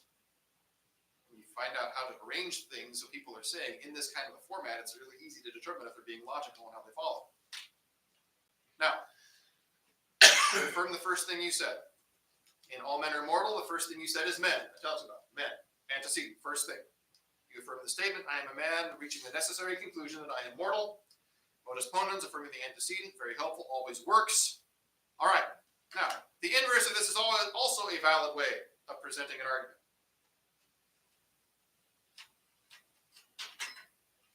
And this is not far enough away from you before.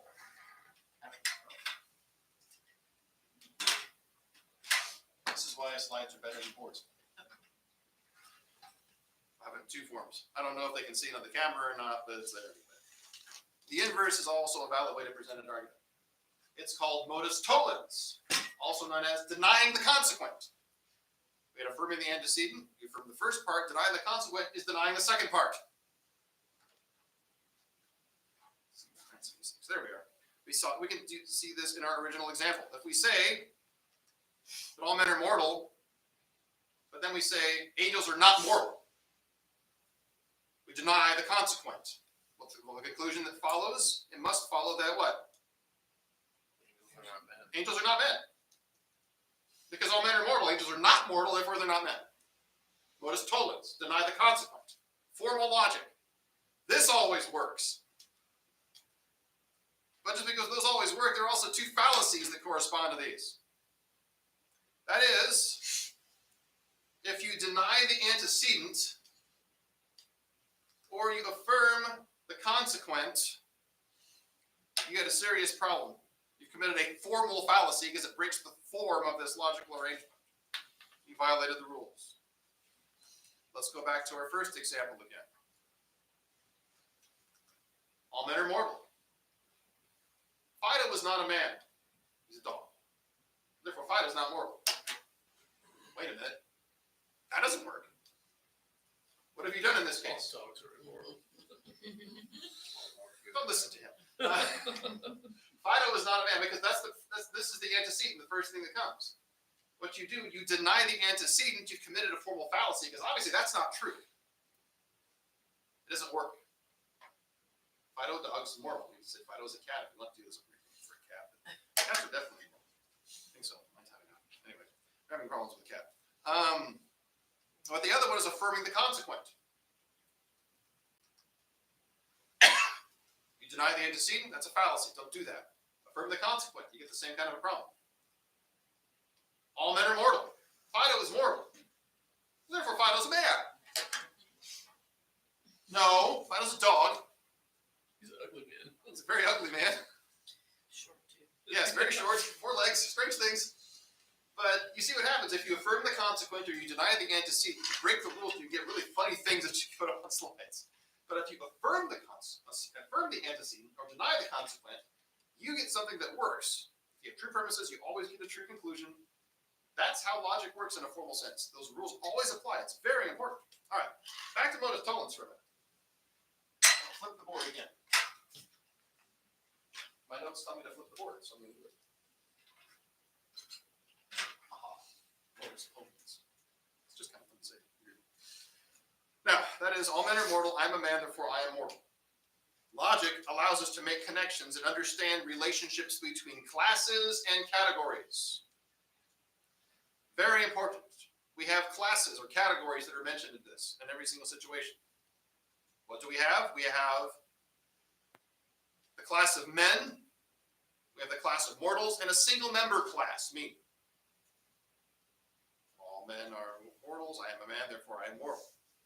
The relationship goes like this. All men, all P, are Q. All P are Q. All D, me, are P, men. Therefore, all D are Q. I, the only one in that class, is mortal, by necessity.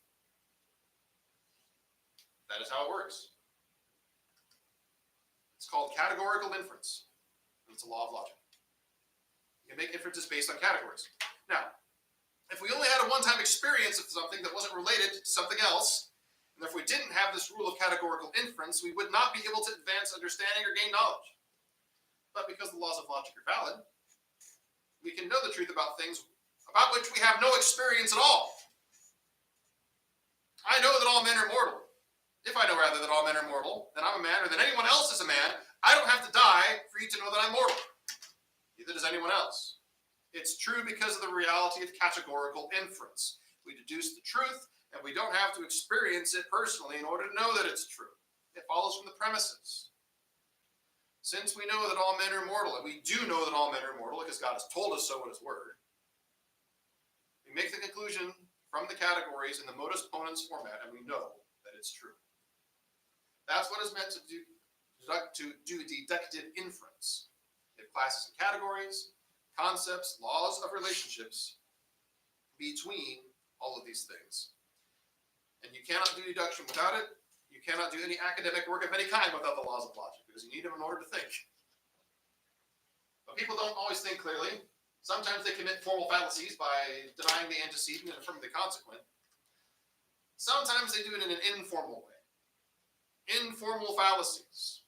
Because there are other errors of thinking that don't deal with errors in the formal process of reasoning. Modus ponens and modus tollens are formal processes of reasoning. And because they're not errors in formal logic, we call them informal fallacies. It doesn't mean that they happen in formal versus informal conversations or something like that, but only that they're errors in reasoning outside of these formal patterns. Modus ponens, modus tollens. It's also useful to know that the following are normally errors. Generally speaking, they're not always universal in their application, but under most circumstances, they are errors in reasoning. We're not going to go over too many of them as they are myriad, but we're going to cover some of them, more common ones, and thus the important ones, such as this one, ad hominem. An ad hominem fallacy is arguing against the man rather than what he believes. You might get a statement like this: Christianity can't be true because of the Inquisition. People who were Christians ran the Inquisition. They did horrible things, and therefore Christianity can't be true. It's not how that works. Just because someone calls himself a Christian and happens to do something horrible thing doesn't mean Christianity is false. That's an ad hominem fallacy. Attack the man rather than the position. It's the idea of I don't like the person or what he did or what he wears or who his parents were or what kind of music she listens to, the kind of food he eats, and therefore I'm not going to believe what he said. Your mother wears combat moods. So I'm not gonna listen to you. That would be Well, an interesting look. Yeah, sorry, what? That's an ad hominem fallacy. No, don't do that.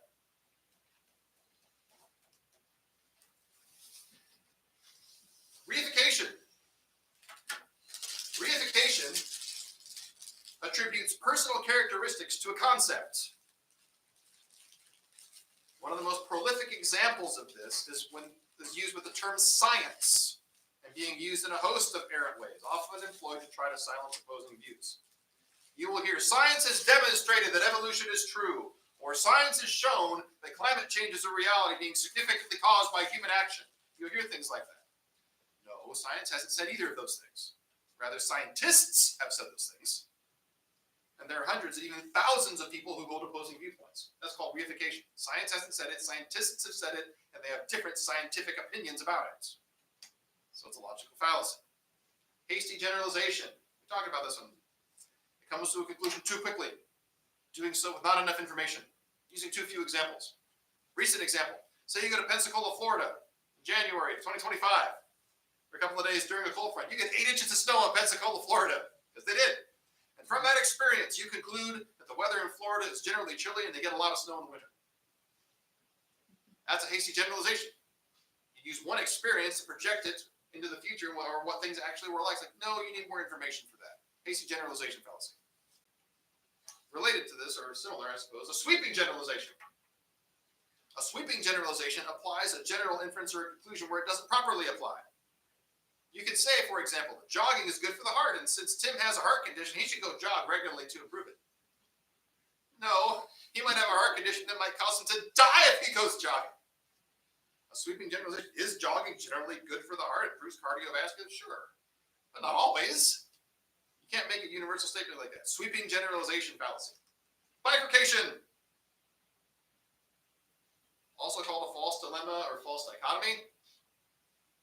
It sets two things up as if they were mutually exclusive when they're not. Instead, multiple options exist, but those options are overlooked or intentionally excluded. For example, someone might say that, well, the traffic light is either red or green. Well, it might be yellow. It might be yellow, so that's a bifurcation fallacy. It's a false dichotomy. That one's really common.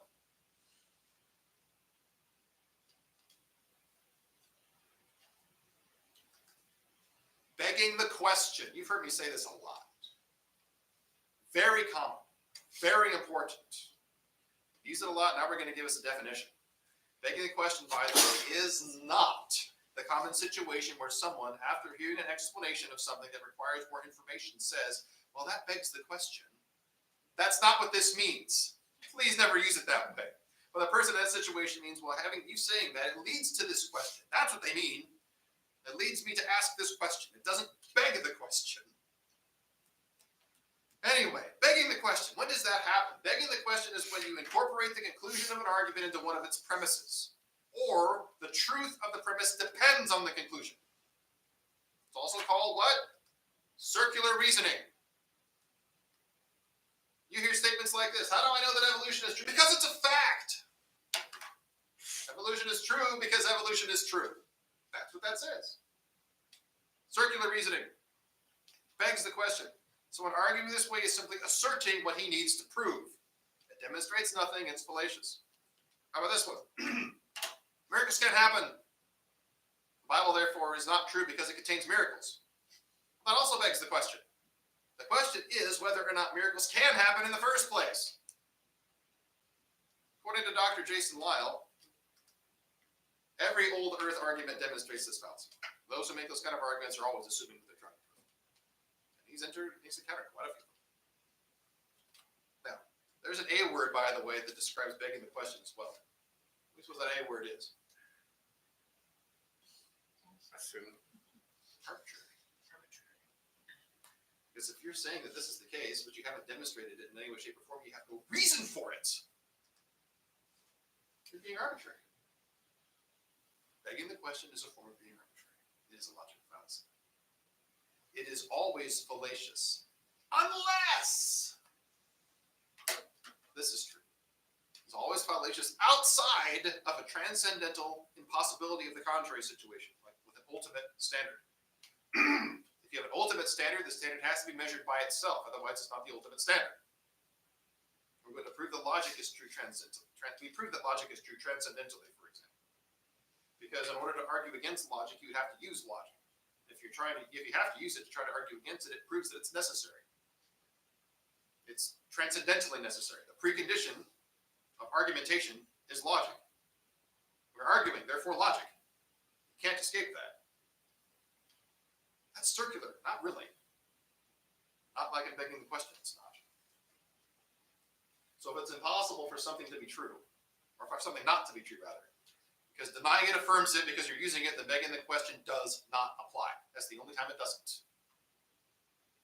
Now, related to begging the question is this one. It's kind of the question form of it, which is kind of funny. Begging the question is a statement. This is a question. The question form of begging the question. When are you going to stop beating your wife? The question is like that. This is called the fallacy of the complex or double question. It's a trap. What does it assume? You are doing it. Whoa. What do you mean stop? I never started. Begging the question, double question or complex question, or loaded question, people call it that sometimes. Special pleading or double standard. This one's fun. People do this all the time. This is kind of both the modus operandi, the MO of the left and news media and all sorts of things. But what is special pleading? The arguer applies a standard to his opponent that he does not abide by himself. What? Things such as, I'm just being firm with the kid, but you are just plain stubborn. Or perhaps more obvious, you can't tell me what to do. Didn't you just tell me what to do? I said saying that I can't do it. Yeah, you did. Special pleading. Double standard. Some people, if they didn't have double standards, they wouldn't have any standards at all, huh? Now, faulty appeals, and there are more than a few of these. Several things fall into this category. You have the faulty appeal to pity. Just because someone is down and out doesn't mean that what he is doing or wanting is a righteous thing. I'm having a hard time, you should pity me. Does it I'm sure mean you have that weaponized empathy thing going on. Angel baby Aladdin's that just steal bread from their families. All right. We'll take that, sure. Yes, faulty appeal to pity. Just because someone's down and out doesn't mean that he's doing what's righteous. Faulty appeal to fear. Just because people are afraid of something doesn't mean it's wrong. Faulty appeal to the mob. Just because the majority of people want something doesn't make it right. Faulty appeal to authority. Just because someone happens to have a bunch of letters after his name doesn't mean he necessarily knows what he's talking about when he opens his mouth. Now, anyone in any of those situations may be right, but not strictly because of any of the aforementioned things. If they are correct in their position, it's not because of any of this. It's independent of it. And to claim it's because of one of these things is a faulty appeal to one of them. Logical fallacy. Straw man fallacy. Boy, this is social media in a nutshell. Straw man fallacy happens when you misrepresent the position of your opponent and then argue against the position that you misrepresented. It's not really what he thinks, but you're going to destroy that. You set it on fire. Torture straw man is what that's called sometimes. It's really easy to do. You're like, excuse me, that's not what I believe. Yes, it is. Sure, it's not. This is a kind of ninth commandment violation. And it violates Proverbs 18:13, which I've mentioned before. He gives an answer before he hears, it is his folly and shame. Know what you're talking about before you critique it. A lot of times people will try to get away with this by they misrepresent what you're arguing because they'll say what you're saying actually necessitates certain other things being true. So they will apply the argumentum or the argumentum ad absurdum to You you. mean that? What's that? The reductio.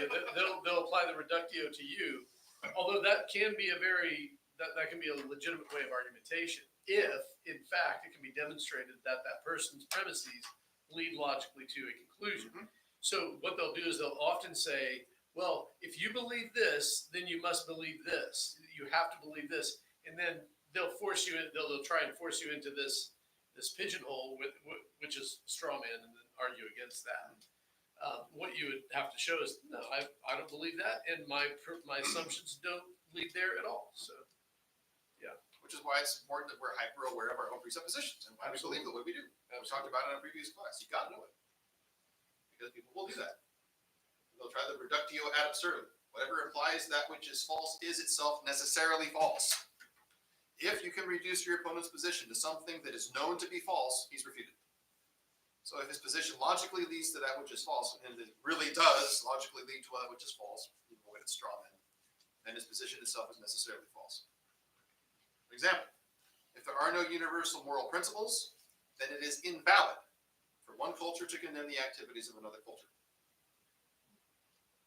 But people do it all the time while claiming that there are no universal moral principles.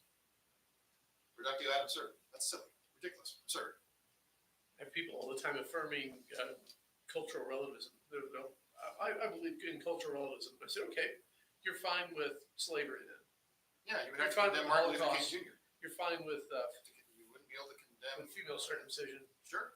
and sati. And Women's all being this. burned on the funeral pyres of their Yeah. husbands, sati, right? Or all Yeah. these things. You just give me all the examples that I was Sorry. going to list. That's fine. That's Yeah. exactly it. How do you condemn any of that? Wicked, terrible things. If you're going to say that it's relative, you cannot. It doesn't let you criticize any evils in any other cultures at all. That position. So reductio ad absurdum. It's absurd. Of course they're evil. Of course we condemn them. Actions speak louder than words fallacy. Say one thing and do another. It is not the mark of rationality to assert one thing and live contrary to that assertion. It can be considered moral hypocrisy, which it is, but it's also a sign of irrationality. The unbeliever will presuppose human dignity and attend a funeral, having previously argued that people are not any different from animals or insects. His action speaks louder than his words. He might claim the man is nothing more than biochemical processes, but also claims he loves his wife and children. We talked about that before as well. We talked about the laws of logic. They are laws. Laws of logic are laws of thought, meaning they govern correct thinking. They are universal, which means they apply to everyone, everywhere, all the time. They are immaterial, meaning they do not exist in the physical world, but they really do exist. They are transcendent, meaning here that they are not something we created as mankind, but they exist beyond us and are something that we've discovered. Like math, we didn't create calculus. We discovered that's how the universe operates in certain ways, and therefore we understand calculus. Being immaterial laws of thought, they also exist in the mind, but they also exist in all minds, whether or not people know what to call them or if they're using them correctly. No unbelieving worldview can account for all these things, in any of them, individually, let alone all together. The Christian can, because they flow from the mind of God. We have the laws of logic because we're made in God's image and as such are reasoning creatures. We can see the foundational laws of logic in Scripture pretty easily. Scripture accounts for this.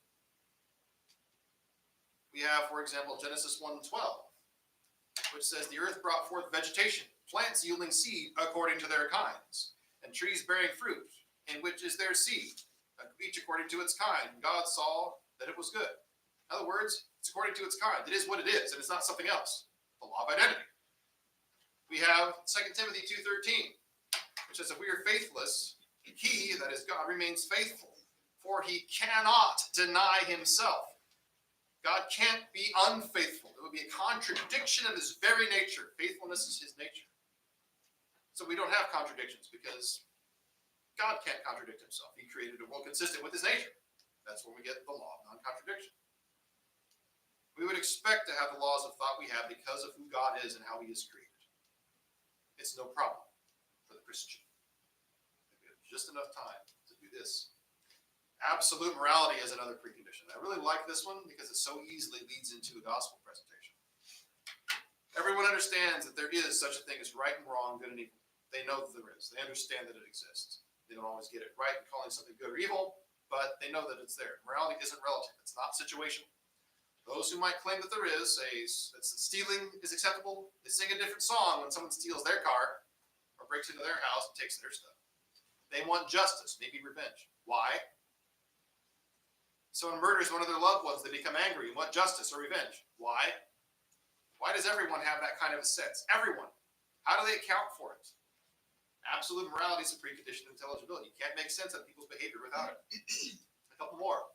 The general reliability of our senses. I'm leaning against this. I can feel it right now. My senses are generally reliable. Why? How? Why is that the case? Why do we have that? How do you know that's the case? The general reliability of our memory.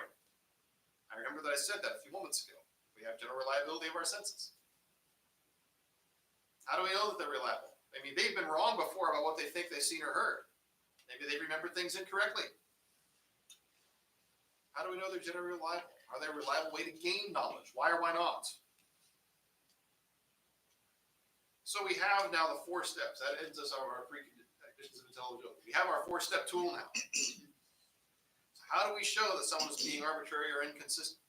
How do we show that they have undesirable consequences in their worldview? How do we show that people can't account for the preconditions of intelligibility? One of them or all of them. We know what to look for now. We are ready to make application. First, however, we need to prove that our God exists, which I'm going to do on the basis of many of the things that we just discussed. After we prove that our God exists, we are going to engage and destroy other worldviews, starting with atheism. And then to round out the course, we're going to examine the problem of evil. That's a big deal. We're going to address several case examples that Dr. Lau provides at the end of his excellent book, Ultimate Proof of Creation, as I mentioned before. The next section of it is going to have to be the next section of it, I guess, for another time because it's 7 o'clock. I have more slides for you. Hey, I'm ahead of the game. That's first. All right. Preconditions of intelligibility. Logic, sensory reliability, memory reliability, morality, truth itself. Critically important. And with it, we shall prove that our God exists. It's 6:58 according to my little clock there. Oh, I'm just standing up. All right. Who wants to argue? Who wants to argue? Questions, comments? When you Oh, use yeah. the word classes, Mhm. see what was the other word with classes? Categories or concepts, yes. Class What? categories. So what do Class you mean by concepts. classes? A class is, I guess it is a synonym for category. It means that there's a group of things that you can put into a class. You have the class or category of men, for example, in that particular argument. You have the class or category of mortality. That's a way of thinking about things. You have the class of remote controls, if you want, and various things will fit into that description. Classes and categories of them encompass many things or few things. I give the example, I am a class unto myself. There's only one of me, the class of Dave. That works too. But you make inferences, conclusions based on how the classes relate to one another. And logic like this allows you to do that. You can make categorical inference. The modus ponens. If I'm a man, then I'm mortal. I'm a man, therefore I am mortal. That's true. It's a valid situation. If everything in this is true, all these are true. And that's the case with anything that fits into any of those classes. If you have a man, anybody who's a man, he's mortal. You don't have to know every man in the world for that to be the case. You can know that they're mortal without having met everybody. If in fact Categorical they are. inference. If in fact they are more. They are. And we know they are. Why? Well, I know, and this is what I was going to get at. In my philosophy class, I use this exact. I mean, this is in every. Oh, yeah. Someone Socrates wants- yeah. uses the term. And I say, and I asked them, is this a valid argument? Yes, of course it is. I said, well, is it a sound argument? And they'll say, yes, it is. I said, well, how do you know? What would you have to do? How do you know that every man is mortal? Question. That Question. is a good question. So if Because you haven't seen everybody die. well, that's it. If you're relying on empiricism on experience, then you can't know because not everybody's dead yet. Yep. Right. So, and if everybody were dead, you'd be dead too, so you wouldn't know then. So you can't possibly know that every man is mortal relying solely on empiricism. True. But the Word of God says it is appointed unto man once to die. Hebrews. Yeah, and so mortality is it's not a necessary quality of men of men. It is an incidental quality of men, but it's true of all men. Yep. And so then you have to ask the question. Well, what about Enoch, and what about Elijah? Well, they must have died, or they might die in the future. Who knows? But it's appointed for every man to die. One. Or God, being God, can make exceptions to his own rules sometimes. Well, yeah, there's such thing as miracles. Yes. But We're talking about law-like situations. This is Yes. a law-like Absolutely. category. But how do you know that? There's only two ways to know that. Either you have to have experience of everyone dying, which is impossible. Right. Or you have to have someone who knows all things tell you. Exactly. All moral. And that's a Passed up. precondition of knowledge. Yes. Jeff. Is there like an outline of this material that you just covered? Because I couldn't take notes quite fast enough on Sorry about that. fallacies and stuff. I got We need to most get you a of it. sign that says. There is. Most of what, there are actually more than this listed in this. Most of what I took, I these examples, I pulled out of one of the chapters in Dr. Jason Lyle's book, Ultimate Proof of Creation. The Ultimate Proof of Creation. It's a very handy little book. It's on a popular level rather than a very deep ivory tower philosophical scientific level. And it's written so people could read it and understand it and make these things. That is a fantastic book. Dr. Lyle is one of the smartest men on the face of the earth. Excellent. He is very much on the side of the angels. I wonder if that's on that Canon Plus app. I don't No, think it's so. But if you go to biblicalscienceinstitute.com, you can get it from there. And this book was out of.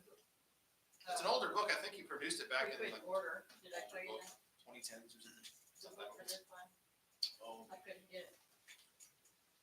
I can back out to some of those if you want. If you're interested in a book of fallacies, a really good one That that's one is on Canon Plus. How about that?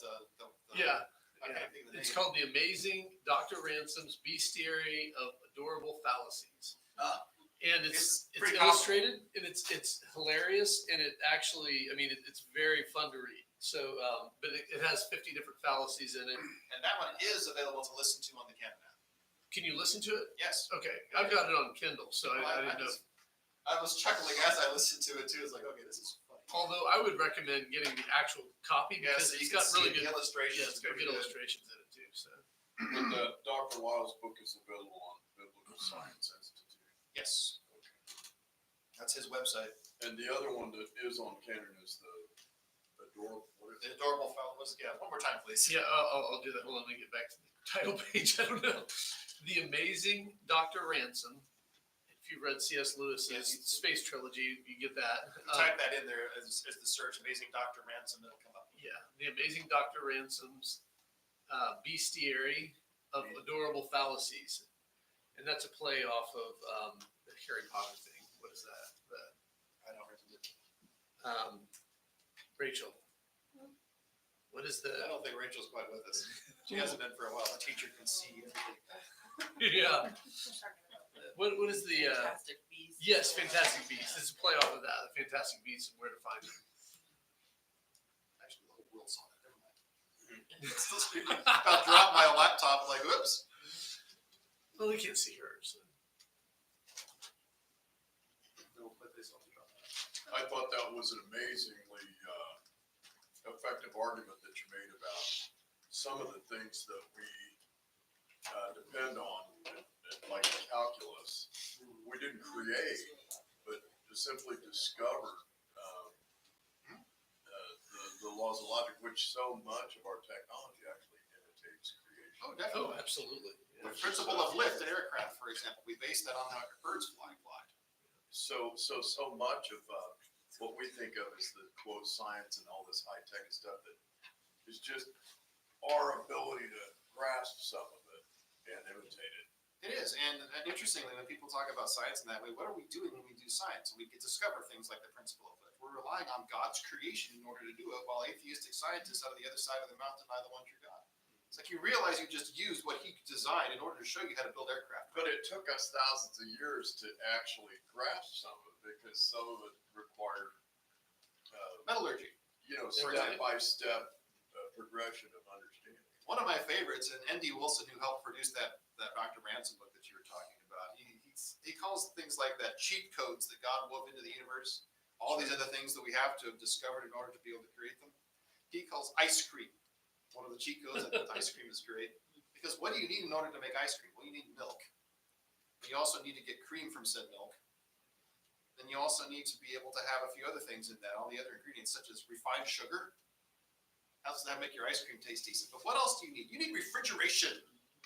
Unless you're only making ice cream in really cold In the places. winter, yeah. So that we had to discover all of that first. Well, the But now we can go to Kroger or Walmart and pick up a half a gallon of ice cream. Like, ice cream. Key code to the universe that God was gracious to allow us to discover. God knew what ice cream was long before we ever developed. We had discovered any of that stuff. Yeah, it It's- amazed me that they had ice houses before they had refrigeration. Yes, The, but your ice isn't going to be cold enough in order to make ice cream because ice cream freezes at a lower temperature than water. You gotta get colder than 32. You gotta get to be around.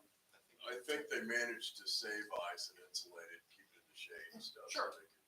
Then it'll stay cold. Yeah. But you still have to get colder than freezing. Right, well, they preserve the natural ice, I think. is what they do. And back in the 70s and 80s, they were very slow in getting refrigeration in England. Did you know that? And refrigeration as being common in people's houses, even in the United States, it hasn't been that long. It's been the 20th century. It was last century when refrigeration entered people's houses. Yeah, I can remember. It's not that old. No, Yeah, I we can had still somebody from remember a England camper visiting. that had an ice block for a refrigerator. Mhm. We didn't have refrigerator, so All right. ice block. Other questions or comments? I'm trying not to drop my laptop. Can't afford to replace it. So it's not dropping. Someone said something. They were just I saying, can see it if I squint hard. Yeah. Oh, okay.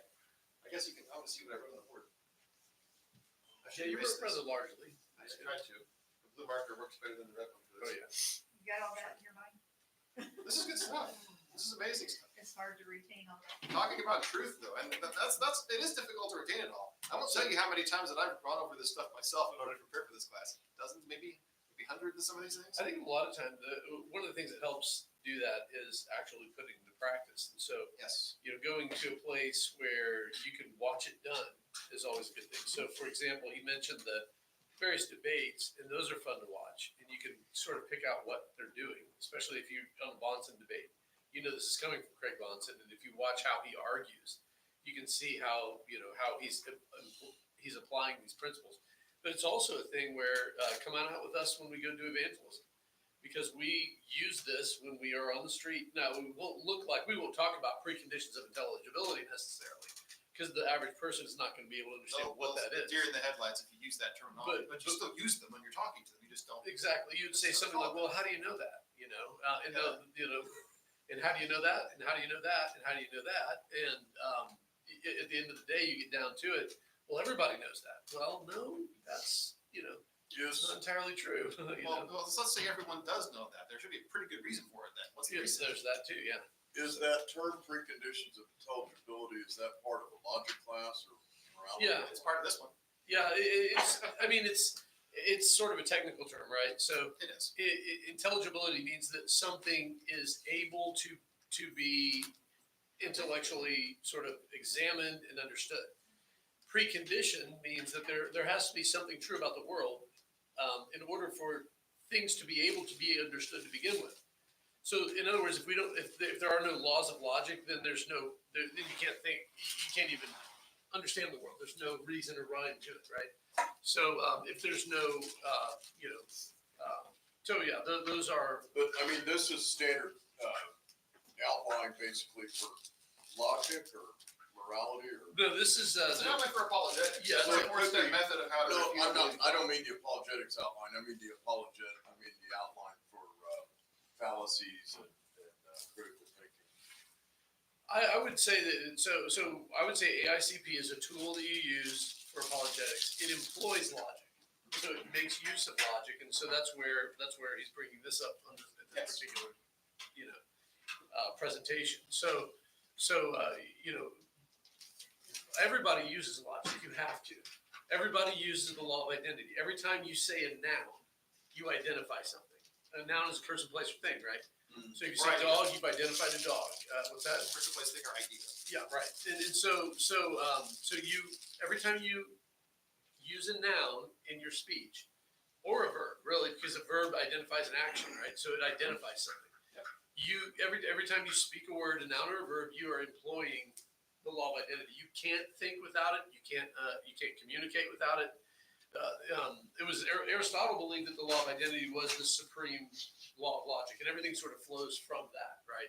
And you don't have to consciously think every time you say a noun or verb, I am employing the law of identity. Of course, No. you're not thinking that, but you're doing it. But you're doing it. So what has to be true about the world in order for you to employ and name something? Well, there has to be meaning in the world. There has to be regularity in the world. There has to There because has to be truth. There has to be Yeah. logic. There has to be. those are all Which preconditions. should be part of a college or a high school Dropping. education. There has Because to in be order, induction.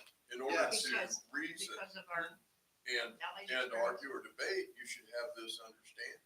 And so this should be a high school. Oh yes, Oh, it ought to absolutely. be. Absolutely. Absolutely. But we don't do it. In That's why we have so many people who don't know how to think these In days. fact, to be honest with you, I the told you my own logic office. phase of the human brain begins to develop capacity for rational, logical thinking around middle school. Okay, so should be taught middle school. You should be, by the time a kid gets to middle school, you should be at least employing logic with the aim toward teaching them logic eventually. Absolutely. Now, by the time they get into high school, they should be able to articulate that which they have reasoned. So you get into the rhetoric phase of learning, being able to spit it out. One of the guys I talked about at the beginning of the class, Eli Ayala, revealed Apologetics. Yeah. His main job is teaching middle school philosophy. He teaches Right. logic to middle schoolers in a Christian school. And they get it. Oh, that's great. They get it. I mean, think about it. When do kids start arguing with you? Yeah. About that time. Middle school, they start putting things together and using logic against you or trying to. And Lily did that a long time ago.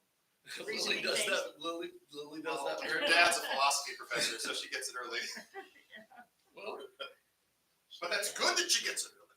Don't hear me say I did. in some ways, yes. She was telling me when she was 3 and 4 about the year she was born, about when she was 1. I did this, I did that. Might not have been all been. Well, that isn't necessarily logic phase. But yes, she's a sharp attack. She's sharp as a But tack. she is logical. Well, the earlier you learn that stuff, the better off you're gonna be if you do higher education or No, absolutely. law school or something like that. There's a Instead of trying to And it lets you learn spot how bad people's reasoning is. We talked about arbitrariness before, the issue of begging the question. Someone comes at you and says, well, this is what I believe. And you're like, and? And you believe what you believe. So it's like, and? if you think about the way that we do education now, kids from the time they're in first grade on up, they go to school and they learn subjects. They learn math, they learn reading, they learn writing, they learn history, Transgender they learn studies. science, they learn gender studies. Yeah. Yes. So they learn topics, right? So everything is very topical. So you learn the content of that topic, and you do that through flashcards and memorization and whatever the teacher's talking about and all this sort of. And there's use for this, but But here's the thing: the sort of what has become known as the classical way of learning is rather than going to school to learn content, you go to school to learn patterns of learning. So you spend time in the initial phases of your sort of what we would call the elementary years learning facts and various facts about whatever. So you could use a topic or a subject to employ these tools. But you learn facts about things, the data of a subject. In your middle school years, you learn how to reason, and in your high school years, you learn how to articulate. And so grammar, logic, or grammar, dialectic, rhetoric. And then by the time you do that, then you go to college and you start learning whatever topic you want to learn about. But by then, you're equipped to learn those things. Like you can learn, you can take any subject, dissect the grammar or the initial technical language of that subject, use logical categories to understand the subject, and then use rhetorical categories to be able to articulate the subject. And you do that with anything. And so you may skip over, you may miss a lot about what they're teaching down at McGraw-Hill in terms of science. But by the time you adopt these ways of methods of learning, you get in, then you can tackle any subject you want and become a master in it. So that is you the know way. how to think about it, how to learn truth about it, how to reason through it. Rather than just absorb information about it. And if we taught that way of learning, we would be better off, I think. Yeah, I have no idea what they do now, but they used to in geometry, which is typically a Right. sophomore level Right. learning. That's right. You do a section of the course on proofs, Yes. you know, and Yes. so, but most people at that, you're talking about like the 16-year-old, wouldn't connect what they're doing there with like what we're talking about. Like it's not unless somebody sat down and explained and explained and explained and explained. So it's like they've introduced the concept or like that way of thinking about things, but it might take a long time for somebody to connect the dots between like, oh, that's what Right. this was way back when. Flows that I from one was thing to the doing. other. Right. Yeah. As an example, my Yeah. wife started liking mathematics. Helene did when she realized the quote relationship between the numbers is how she described it to me. Yeah. Yeah. There are laws, the numbers and math are all related to one another. Yeah. It's logical. It I- follows. It I makes never sense. understood. I was did really well in school, but math was always a problem for me. I like languages. Math is a language, but I didn't understand Right. that when Right. I was learning it, and so the part of math that I liked was like proofs because it is. It's Yeah. basically like if this, then this, blah blah blah. Figure This out makes puzzles, sense. put stuff together. I'm like, okay, that's cool. But it's hard at that age to understand that those things are connected. Unless they told you how to think properly a couple of years prior to that, which they haven't been doing for over a generation. No. Oh, And all of us. generation. I mentioned when I first learning logic and these kinds of things and being able to put this stuff on a board and teach it to you. Yeah. I had to start from Yeah. zero when I was learning this. Well, I was not taught that in I any of my levels of education. have any logic courses in high school, but I had logic courses in college. Yeah. And as soon as we started talking, I was like, wait a minute, That's this is geometry. like what I did 4 years ago or whatever. And I was like, oh, I love this. This is great. But it wasn't, I would not have thought that myself Yeah. going into the class. So does it Adios. help their Yeah. thought process y'all. and Oh, yes. reasoning when they have geometry earlier? What's that? Does it help They them? have, they're introducing algebra and geometry So- earlier. Yeah, that's true. I think also, Does that help their thinking process? I think, well, so by the time they get to algebra and geometry in high school, they should be through all the logic stuff. But this we're talking about earlier now, What do you mean? like junior high, 8th grade algebra. They're having a lot earlier. Yeah, I'm gonna go ahead and end the stream. sure. Well, I think, like I said, I think the emphasis is wrong, and it's been wrong. You mentioned a generation. Dorothy Sayers wrote an essay or gave a speech, and I think it was in the 1930s, where she was trying to go back to what I was talking about. So back then, it was already lost. Does that make sense? So it's been more like a century or two. Wow. I mean, the founding fathers of our country learned that way. Yeah. And they built a country, they built a nation on it. And then the administrators took over and all the busy